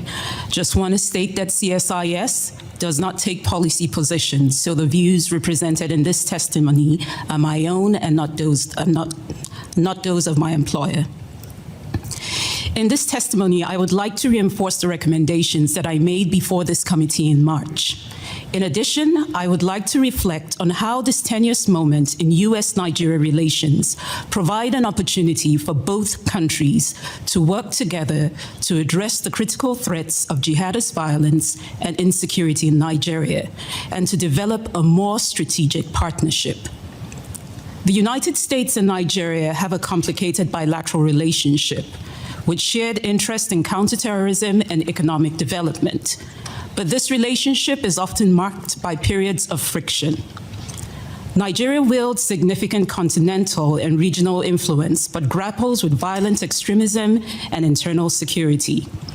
Nigeria's leadership in West Africa is crucial, and its ability to address its governance and security challenges will impact not only its future, but the wider region. Nigeria's instability stems from a key shortcoming. Despite 64 years of independence, it has yet to establish a national identity grounded in basic freedoms and dignity. Currently, ethnicity, religion, and language, rather than nationality, define the identity of its diverse population. Understanding the violence in Nigeria requires looking beyond its apparent religious and ethnic motivations. For me, growing up in Jos Plateau State, I've witnessed the impacts of these ongoing conflicts on vibrant communities. In addition, coming from a family involved in Christian missionary work, I recognize the shared faith between Christian communities in Nigeria's Middle Belt and those in the US, rooted in the history of American missionary efforts. However, a narrow narrative that reduces Nigeria's security situation to a single story and frames it solely as the persecution of Christians oversimplifies the issue. Religious and ethnic violence is driven more by governance failures and is worsened by hate speech and conspiracy theories rather than being just a singular conflict. Nigeria is facing multiple security crises due to religious extremism, banditry, criminality, resource competition, communal disputes, and separatist agitation. These issues are intertwined with history, poverty, and political contestation. The interplay between religion and politics in Nigeria is deep and complex. Leaders often romanticize the country's unity, but fail to foster it, as we saw in the divisive 2023 elections. As Nigeria approaches another national election in 2027, religion will once again continue to influence candidate selection, voter behavior, and campaign strategies. The Trump administration's claims that Nigeria is permitting targeted killings of Christians distracts from the broader issue of extremist violence and insecurity in the country. Since returning to civilian rule in 1999, Nigeria has been a major recipient of U.S. security assistance, primarily aimed at counterterrorism. Despite this significant assistance, the extremist threat in Nigeria has worsened, expanding from the northeast, where Boko Haram has waged a 15-year insurgency, to the northwest, where so-called bandits are raiding villages. Most victims in both of these regions are Muslims. Since Boko Haram's emergence in 2009, Nigerian administrations, including the administration of President Tinubu, have struggled to improve security. And many Nigerians across the country acknowledge that the situation has only worsened in recent years. Therefore, narratives focusing solely on the killing of Christians often overlook Nigeria's broader insecurity and the fact that religion is usually a secondary factor in the violence. Recent violence in the Middle Belt predominantly affects Christian farming communities from various ethnic groups. Victims are mostly believed to be killed by Fulani herders who are primarily Muslims. But the killings aren't explicitly motivated by religious reasons. While some community members actually describe the violence in their communities as genocidal, they often emphasize that the underlying causes are ethnic and material, such as land grabs, rather than on religious differences alone. Nevertheless, the high level of insecurity across Nigeria has left many religious communities, including Christians, at risk. The failure to hold the perpetrators of these violent acts accountable has created both a sense of impunity among the attackers and a sense of grievance in the affected communities. Nigerian citizens have mixed reactions to the U.S. redesignation of Nigeria as a country of particular concern. Many particular Christian groups welcome the attention, seeing it as a chance to push the Nigerian government to act against the violence. However, there are also concerns among many Nigerians, including Christians, that President Trump's threats of military action could also exacerbate existing political tensions. Public opinion surveys overall in Nigeria indicate a public consensus on the seriousness of the security challenges in the country, with many Nigerians valuing their diverse communities and believing in shared national unity over divisions. Now allow me to offer some concrete recommendations. First, to the United States government.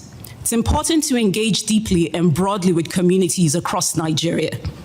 The U.S. can play a constructive role, but it must avoid selective intervention and address the concerns of all Nigerians across all religions to prevent worsening sectarian divisions. Two, it's important to rethink reactive quick-win actions that may seem beneficial to Nigerians, but could have larger and far-reaching negative impacts.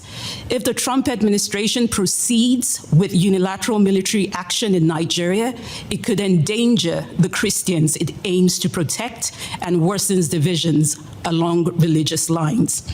Third, prioritize security governance to help tackle the violence.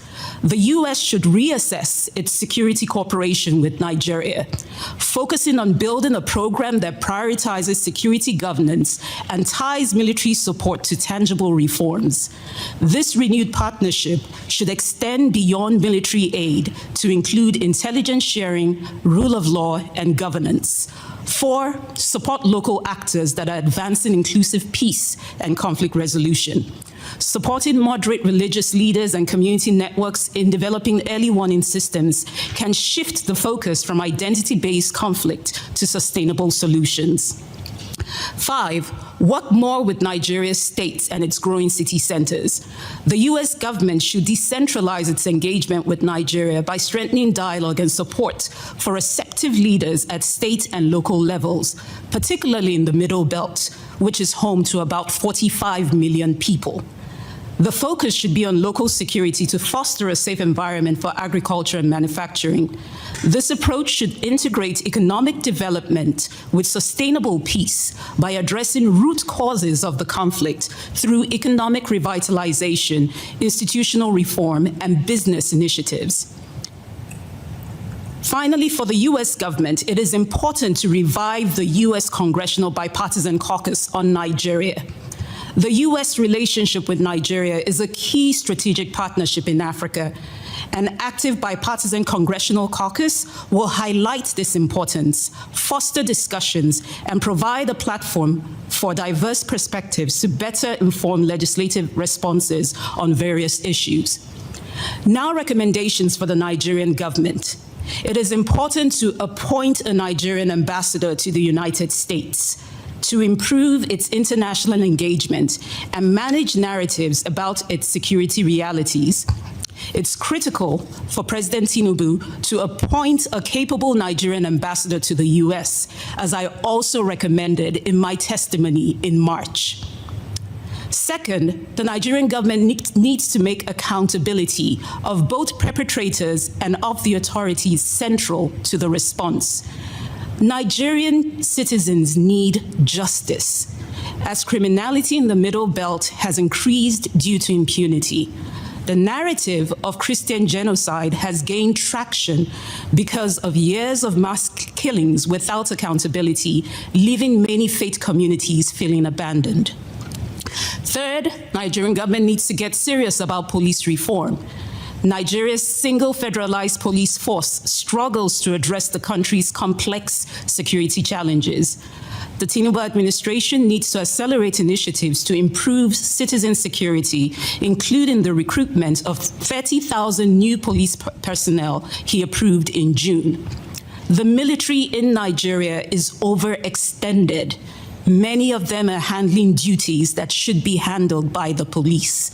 And it's essential to think about how the country reassigns police officers that are currently providing personal security to wealthy elites to focus more on the serious crimes. Next, coordinate federal and state action and messaging. Effective coordination so desperately needed among Nigeria's federal and state governments is often undermined by finger pointing, and this must stop. Finally, for the Nigerian government, it's important to start laying the groundwork for peaceful elections in 2027. Nigeria must address the use of religion as a trigger for electoral violence. The new leadership in its election commission presents a chance to restore public trust in the electoral system, promote responsible political behavior, and strengthen security and judicial processes. The violence in Nigeria has resulted in significant loss of life. However, addressing the country's complex security issues solely in religious terms and focusing on one group of victims is counterproductive. A fresh approach is needed both for Nigeria and the United States. Nigeria must tackle its institutional weaknesses in security, justice, and conflict prevention to effectively end the violence and hold perpetrators accountable. The U.S. should engage in open dialogue and cooperation, fostering a better understanding of Nigeria's complexities. Both countries can leverage current diplomatic tensions to strengthen their bilateral relationship and collaboratively address the wider threats of jihadist violence in Nigeria and the surrounding West Africa and Sahel region, as both nations have vital interests at stake. Thank you again for inviting me to testify, and I welcome your questions. Thank you so very much for your testimony. We do have a video I'd like to show. This is of Mrs. Akpen, a survivor of the Yelwata massacre. She lost 5 of her children. The baby in her hands is her one remaining child, but she and so many others who were slaughtered that day, her family, we hear from them, we hear from her, the priest in the picture, that the horror is, the PTSD from that is just unthinkable. And so I just want to, it's a very short but very powerful video. Good afternoon, good evening. It depends on where you're watching us from. I am Reverend Father Philip Apple, the coordinator of the Foundation for Justice, Development and Peace, FJDP, of the Catholic Diocese of Makurdi, Benue State, here in Nigeria. I am here with one of the survivors of the Yelwata massacre of 13th of June 2025 here in Nigeria, where we lost over 200 lives in a single night. So she is here to be witness as one of the survivors of that grave attack. So we'll listen to her.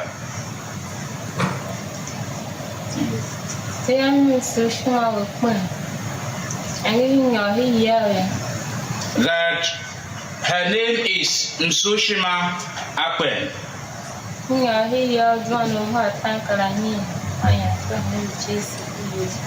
That when they went into sleep that fateful night, around 9 p.m., the Fulani terrorists attacked them where they were sleeping. That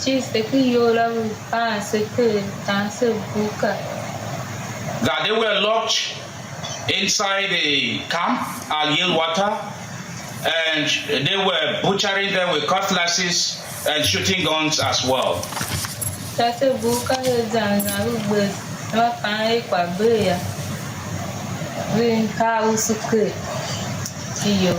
When they thought all had finished at some point in time, they poured petrol on the building, and most of them, majority of them, were set ablaze.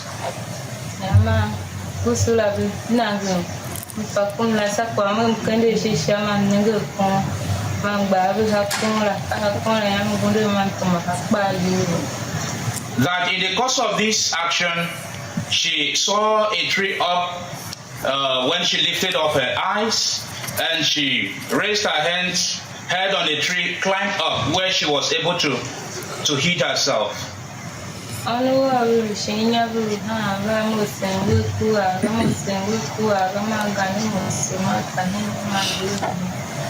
That her 5 children that she left below were crying, and in her presence, they were being slaughtered by the terrorists. Testimony.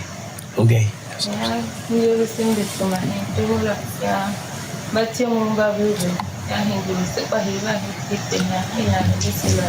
That she ran out into the bush at some point, and those who came for rescue would now bring her out of that place at some point, and she was able to witness the whole drama.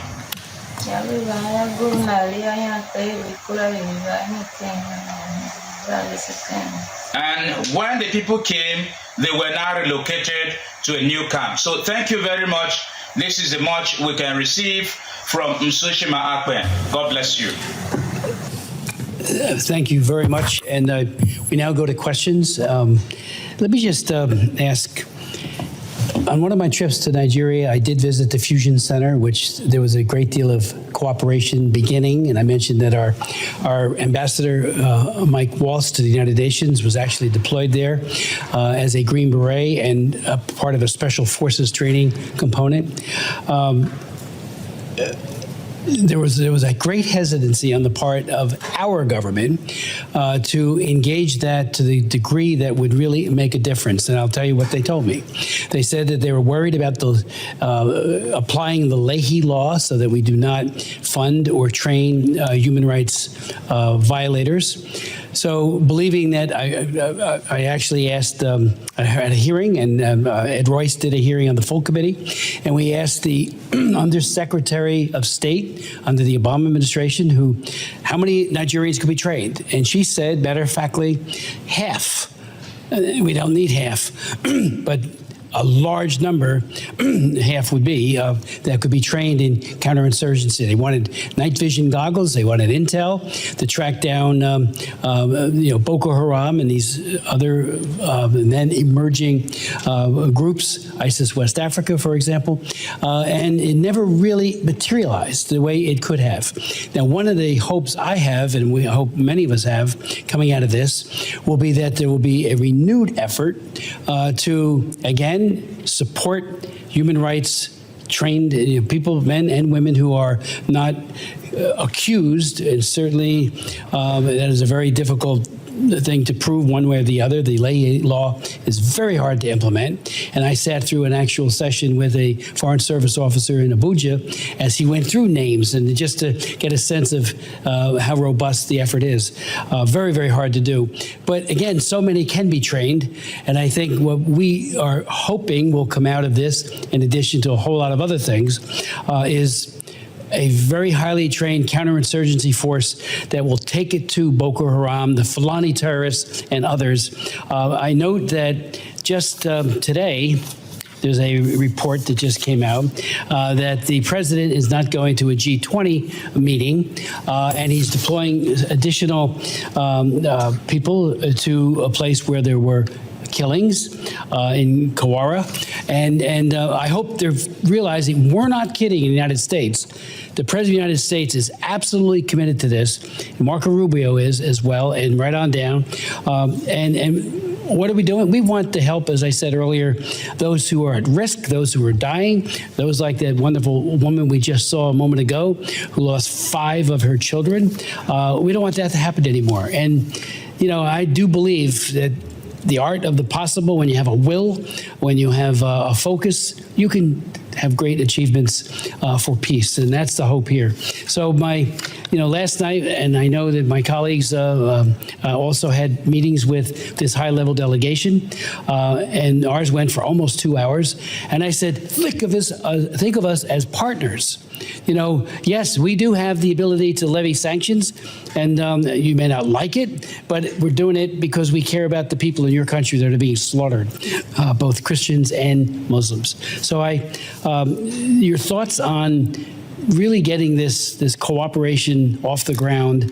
When I was there, I talked to a lot of people, and I followed up once I got here, and they had all these recommendations. Only a few, if any, were ever carried forward with, and that's unfortunate. Some were, but I think a top-to-bottom review of what can be done, what does it take, and then meanwhile, on the humanitarian side, and we asked this last night, and Mr. Hozenga asked this as well of our 2 witnesses from the administration, the government really needs to do more for its IDPs.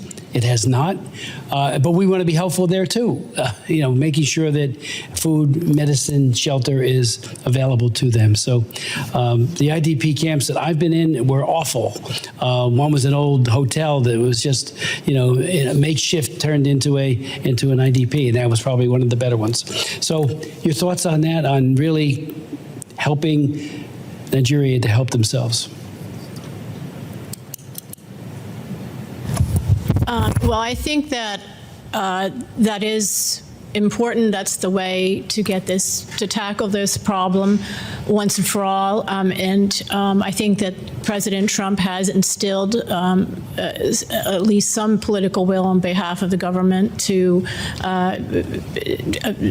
within the government of Nigeria, to take some action. And it's absolutely essential to do this, both because religious freedom is a pillar of U.S. foreign policy. It's in compliance with the International Religious Freedom Act, which requires the president to review every foreign country to decide whether or not to designate it as a CPC, and that annually, and the year is ending, so it was appropriate that President Trump do that again. It's going to help alleviate just unfathomable human suffering, as we've seen in that mother's eyes today, to halt Nigeria's descent into failed state status or and avert possible civil war, and to not to deepen the spread of terror across West Africa. It's absolutely essential that Nigeria's government start engaging in the security of its own people. And again, there has been some willingness, political will, to fight the terror groups in the north, but there hasn't been any prosecution, so far successful prosecution, of any one from the Fulani militias at all. So I think that's... Just say that again for emphasis. There has not been, with the Fulani militias, efforts to... So there hasn't been, and then that is, I think, more of a police work, and warfare is very different now. There's human intelligence is getting rarer and rarer. There's, drone intelligence and other forms of technological methods. But I think that it's actually a relatively easy problem to solve, relatively. And it should start with that, and simultaneously actually work on the and help locate Leah Sharibu. You mentioned, and the Chibok schoolgirls that are still enslaved.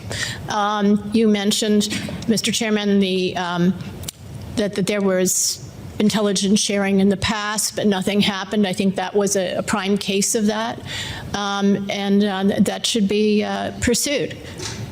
And can be pursued again fairly easily with modern technology, and it should happen across the country, including in the north. There should be cooperation and work on the terror groups, and sealing the border, and sharing our experience with that. President Trump's been very good with that. And we have a lot to impart, and if the government of Nigeria is willing, I think it would benefit all of us and the region. Thank you very much.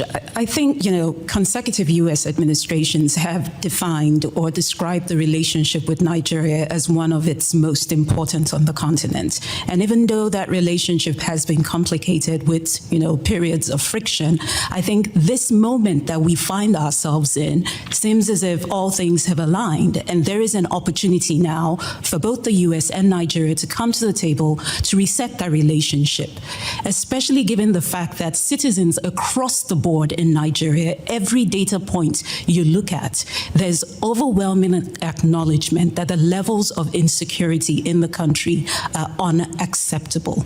I think the fact that we have this coming from Nigerian citizens provides the opportunity to have real serious conversation based on concrete benchmarks for progress.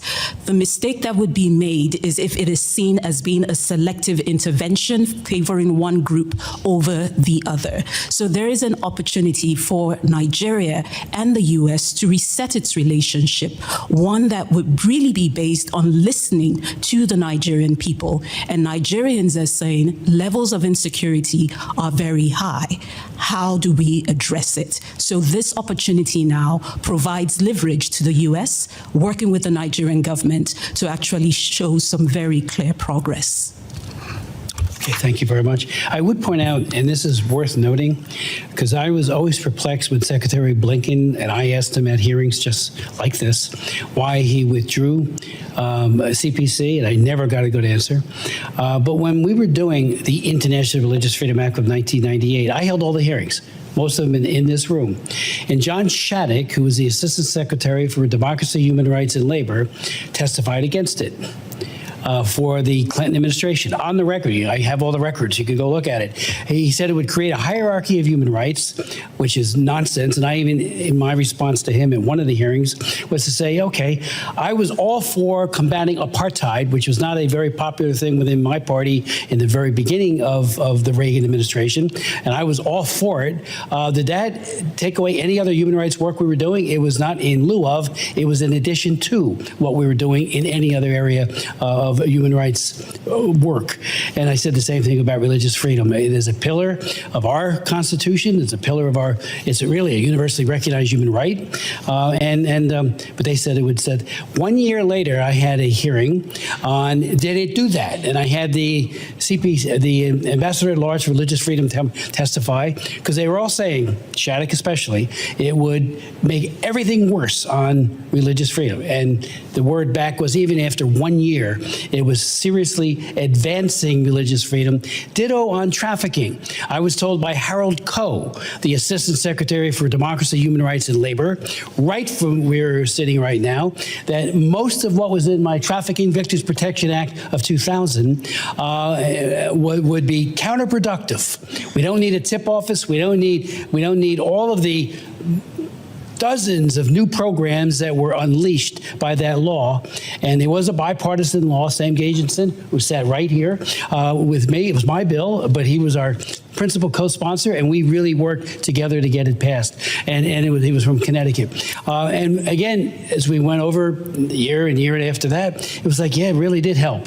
But it was stopped in its tracks had we listened to that argument. Blinken was a part of that on the religious freedom back then, and I always felt, I could be wrong, that there was a sense that the Religious Freedom Act was not something he was terribly enamored of, so it was very easy to get rid of the CPC status for him, because he did not give a good answer when asked directly by me, and I wasn't the only one, where you sit, Nina, why? What's the why of it?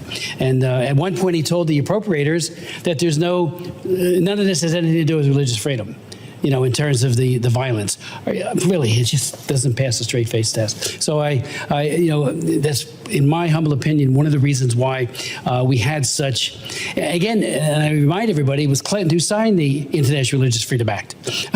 And we didn't know if he was going to do it. At the very end, we did have veto-proof majorities to overcome a veto. But that said, he did sign it. I'm forever grateful for that. Ms. Jacobs. Thank you, Mr. Chairman. Ms. Onubogu, thank you for testifying again before the committee today. As you know, President Trump, in his November 1st Truth Social post on Nigeria, threatened to deploy the U.S. military guns a-blazing into Nigeria to completely wipe out the Islamic terrorists there, stating that if we attack, it will be fast, vicious, and sweet. All of those are quotes. Do you believe unilateral U.S. military strikes in Nigeria would make the situation more or less safe for Nigerian citizens? I believe it will make it less safe. Can you elaborate on why? Because all the data points show us that Nigerians value diverse societies. But even as they value diverse societies, there are also experiences where overwhelmingly there are low levels of trust. Already, just from the threats that have been made, we're already seeing, especially if you go on social media, people basically forming camps and basically coming up with different conspiracy theories about what is feeding the threats that have been made by the president. So I think it's important to understand the complexities of Nigeria and understand how fragile things are in the environment, and that for years you've actually had members of the political class that have actually manipulated that public mistrust to gain power. So at this point, you hear people forming different camps and making different statements and building different conspiracy theories. I think overwhelmingly Nigerians value unity, and the conversations that are happening now are not good for Nigeria's social cohesion. Thank you. And I do want to dig a little bit more into that because it's not just the actual military strikes that would cause problems, but we've actually already seen that even just these threats and rhetoric have had immediate consequences. I've personally heard anecdotes of this happening already in Nigeria.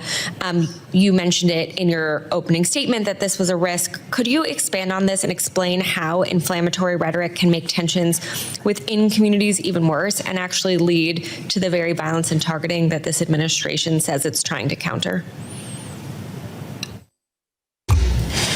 So as I mentioned, because of the low levels of trust that we see in communities, all we have to do is date back to several conflicts that have occurred over time in different parts of Nigeria. And we've seen how some of them have been driven by conspiracy theories or hearsays. And in many ways, rhetoric like this could actually be detrimental because it moves us farther away from finding a real solution to the problem.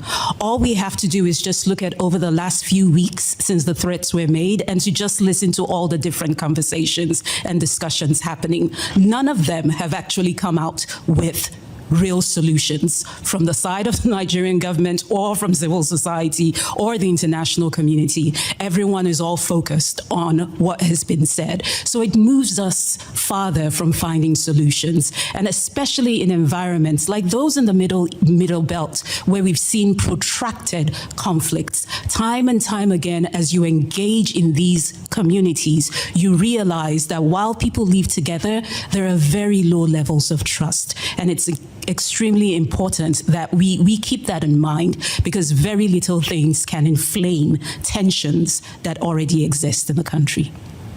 Thank you.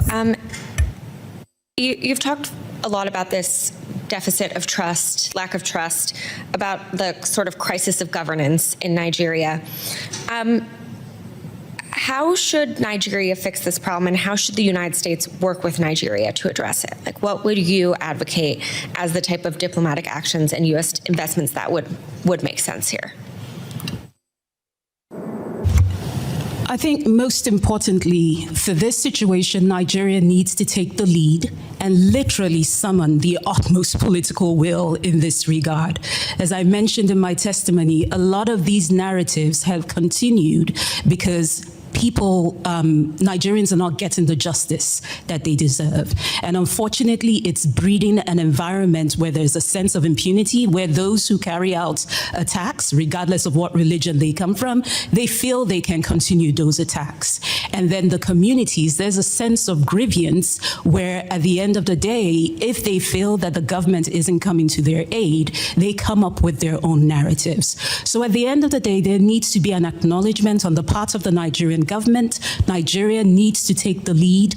Nigerian leaders need to summon the political will and work with their allies and partners, such as the United States, to be able to address this violence.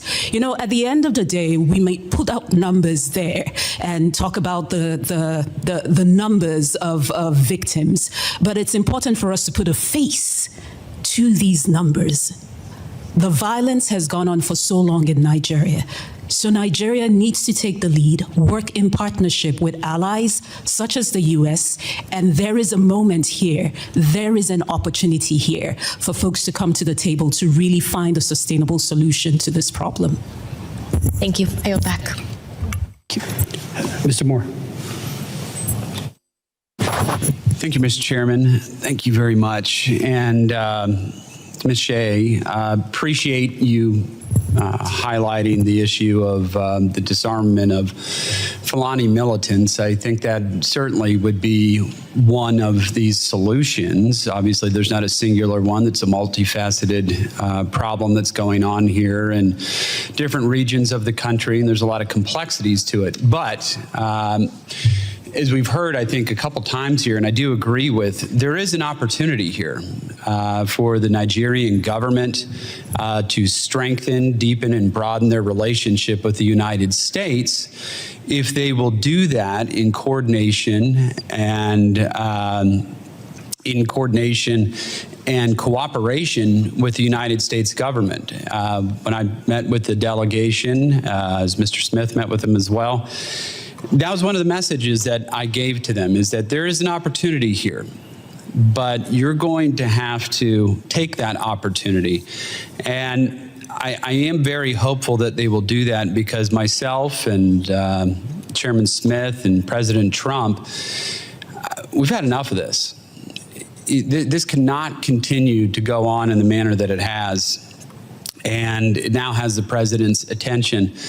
And I do agree that, you know, you get all this kind of information flying around out here that many times is not helpful. I recently saw the foreign minister was in some interview, I think it was Piers Morgan, and it was the same thing when they came here and some of us spoke to them, just disputing these numbers, right?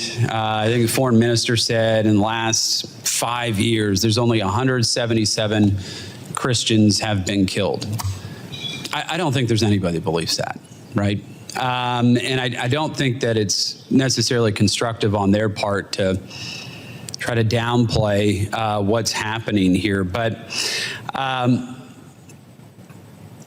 Ms. Shea, I'd ask you, how do you think about the differences, though, in between some of these statistics that have been reported, obviously, of non-governmental organizations that it seems to me have robust on-the-ground informational networks, and those offered by the Nigerian government? How do we have such a huge disparity in the numbers in between what we're saying or what some of these groups on the ground are saying, and then the foreign minister saying there's 177 Christians killed in the entire country of Nigeria over the last 5 years? That which is just hard to believe. It seems that number was achieved likely in just the last couple months, but please. Yes, you're right. It's huge disparity, and assuming it's not just propaganda, one of the reasons why there is a range of numbers for any particular event is that precisely because the government doesn't do any police work.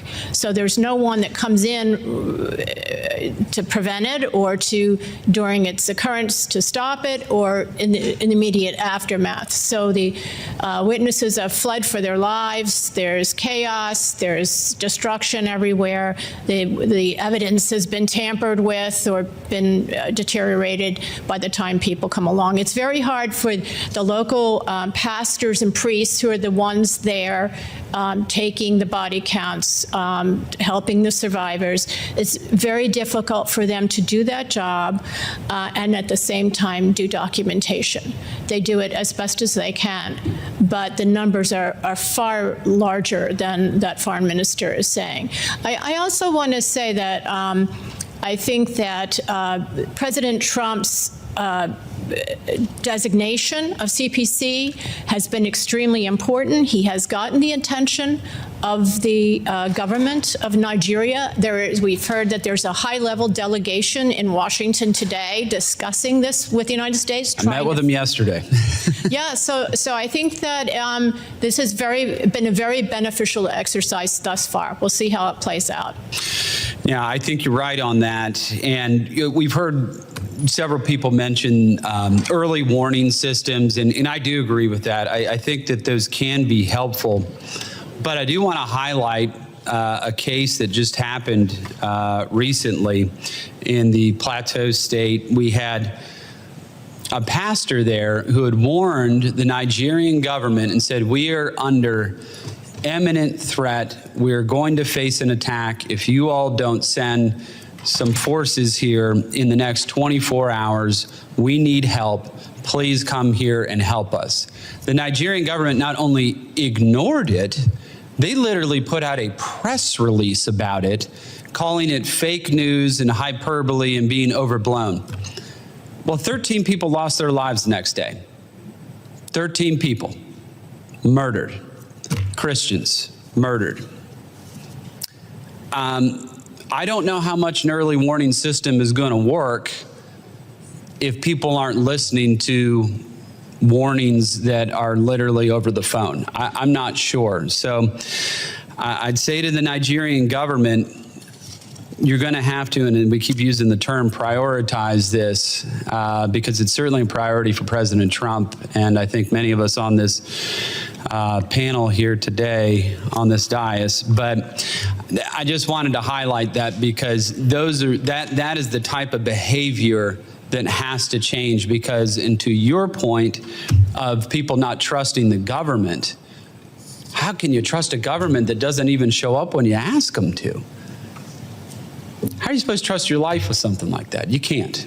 Obviously, you can't. And I think that's why it's incumbent upon the Nigerian government to work with us in coordination and cooperation to address these issues. Obviously, there's going to be some type of bifurcated approach to this. The Fulani Islamic militant issue in the middle belt of the country is distinctly different from what you face with Boko Haram and ISIS in the northeast of the country, and that's probably more of a question of kinetic military options rather than some of the other things that maybe State Department could do more in the middle belt, backed up by some of those same type of at least military deterrence options in that part of the country. But I think it does need to be a kind of whole of government approach to this, but we have to have the Nigerian government as a willing partner in all of this, because the president is, as Chairman Smith just said, extremely serious about this. I'm extremely serious about this. I stay up at night.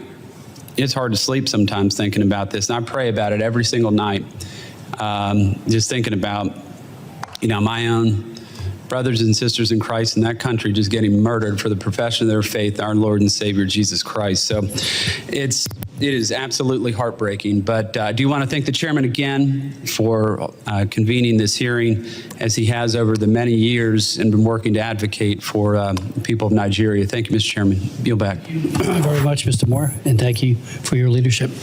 Mr. Jackson. Thank you, Chairman. Thank you for your leadership. To Mr. Onubogu, what do you see as the primary drivers of religious freedom violations in Nigeria? And secondly, what are the political, economic, social, and historical factors that exacerbate the situation? Thank you, Congressman. I really think it's a mix of factors here that we're looking at. A mix of factors here. And as I mentioned in my testimony, at a core of this are failures of governance. There needs to be an opportunity to address the governance deficits that we see across the board in Nigeria at every level. And I think sometimes when we look at this issue, it's also important, because we haven't been able to take a look at it from a whole of government, from a holistic point of view. It's important for us to understand what are the areas that really encompass more institutional weaknesses, and then what are the areas that are plainly just a lack of political will. And so I think, again, as I had mentioned earlier in my earlier response, there is an opportunity here to actually begin to identify what are the areas, what are the institutional weaknesses that exist within the Nigerian system that allow or enable the environment for the violation of religious freedoms, and then what are the instances where it's just plain old lack of political will. Once we're able to do that, then you'll be able to identify a proper solution to a problem. Right now, we haven't been able to identify a proper solution, and this is why these conflicts are protracted and they've continued time and time again. Well, thank you so much. It's also very peculiar. I'd like for it to be noted in the record as we look forward to the great works of the continent and Africa as it marches and rises towards 2050, where 25% of the world's population will be of African descent. And this country, the United States, seems to talk down to African people historically. I would say that the United States is a very generous nation, and in some ways the most generous nation, but has the most peculiar cruelty towards the African continent. And it must be confronted about its legacy, The second thing is we are right now in a hostile environment with the Republic of South Africa and Nigeria, the nation's two most populous countries, if you will, or certainly two most prosperous countries that should be dealt with. I have another question for you. Based on your experience, which types of U.S. government programs or initiatives have been past or present, have been most effective in promoting religious freedom and interfaith dialogue in Nigeria? Thank you very much for that question. And for several years, I actually worked specifically in the Middle Belt on these types of community security initiatives. And we've seen local level peace building initiatives where communities have been able to, and most importantly, as a community led by the communities, they've been able to put in place early warning systems. And beyond those early warning systems, moving a step further to ensure early response. Because, as has already been pointed out, it's of no use if people are able to raise an alarm and no response comes through.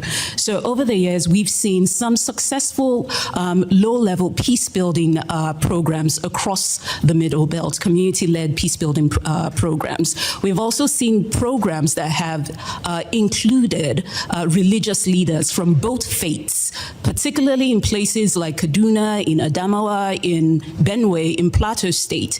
We've seen interfaith mediation councils where Muslims and Christian leaders have been able to come together to work closely with their communities. Those types of initiatives we've seen have been very successful. Last question I would have for you. In its effort to dismantle the USAID program, the Trump administration terminated a USAID program called Partner that supported peace-building efforts to northern and north-central Nigeria. The $2 million project helped to strengthen the country's early warning and security response systems and provide training for local leaders, including religious leaders, on conflict mitigation strategies. This project, amongst others, like it, helped to provide local leaders with mechanisms to alert law enforcement to possible conflicts before it happens. Partner also helped facilitate communications between farmer and herder, community leaders, often individuals from different religious backgrounds, in an attempt to bridge the gap between the two groups. Ms. Onubogu, what are some of these early warning signs of conflict? How would you describe the drivers of conflict in northern and central Nigeria? And to what extent do you assess these stem from religious and climate and resource competition? As I said, the mix of these drivers, it's a mix and they're complex. And that's where I say, as you look at violence or as you look at a specific conflict, it's important to understand that there might be some conflicts, or there are conflicts that are specifically driven by religion. And there are some other conflicts that may have specific drivers. Where the challenge is now, or where the problem is when everything is lumped in together. You know, working for several years in the Middle Belt, when a conflict breaks out and people say, oh, it's a farmer-herder conflict, it's a farmer-herder conflict. Now, every type of conflict in the Middle Belt becomes a farmer-herder conflict. But we need to take the time and take the step to actually identify which of these conflicts are driven specifically because of disputes between farmers and herders, which of these conflicts are just plain old criminality, as some of them are, and then which of those conflicts are actually driven because they are people might be targeted because of their faith. And I think this is where we miss the point when we do not acknowledge the complexities within Nigeria, when we use a single story to define the conflict. This is why we've not been able to find viable solutions. If we go back, and I believe Ms. Shen, in the previous panel, we spoke about the Chibok girls. This was an incident that happened in 2014. And just a week ago, we saw another group of school children kidnapped from their schools. Since 2014 till today, we've seen 6 different incidents of kidnapping. And we've had discussions on each and every one of them. But we've not been able to identify a viable solution because we tend to oversimplify and we tend to generalize what the problems are. But for every conflict that happens in Nigeria, there are specific drivers, and we have to be able to take the time to identify what the root cause is of each specific conflict for us to be able to develop a sustainable solution. Thank you so much for your testimony. I yield back, Mr. Chairman. Mr. Jackson. Mr. Stutzman. Thank you, Mr. Chairman, and thank you both for being here. Consecutive administrations here in the United States have viewed Nigeria as an important partner in West Africa. But I would say that our relationship has been less than perfect. Just last year, the Nigerian government wrongly detained Tigran Gambarian, a U.S. citizen and former IRS agent, for 9 months on trumped-up charges of money laundering and tax evasion. Combining this with the Nigerian government's woefully inadequate response to this violence, I'm concerned that they may not have our best interest at heart. And I'd like both of you to answer this.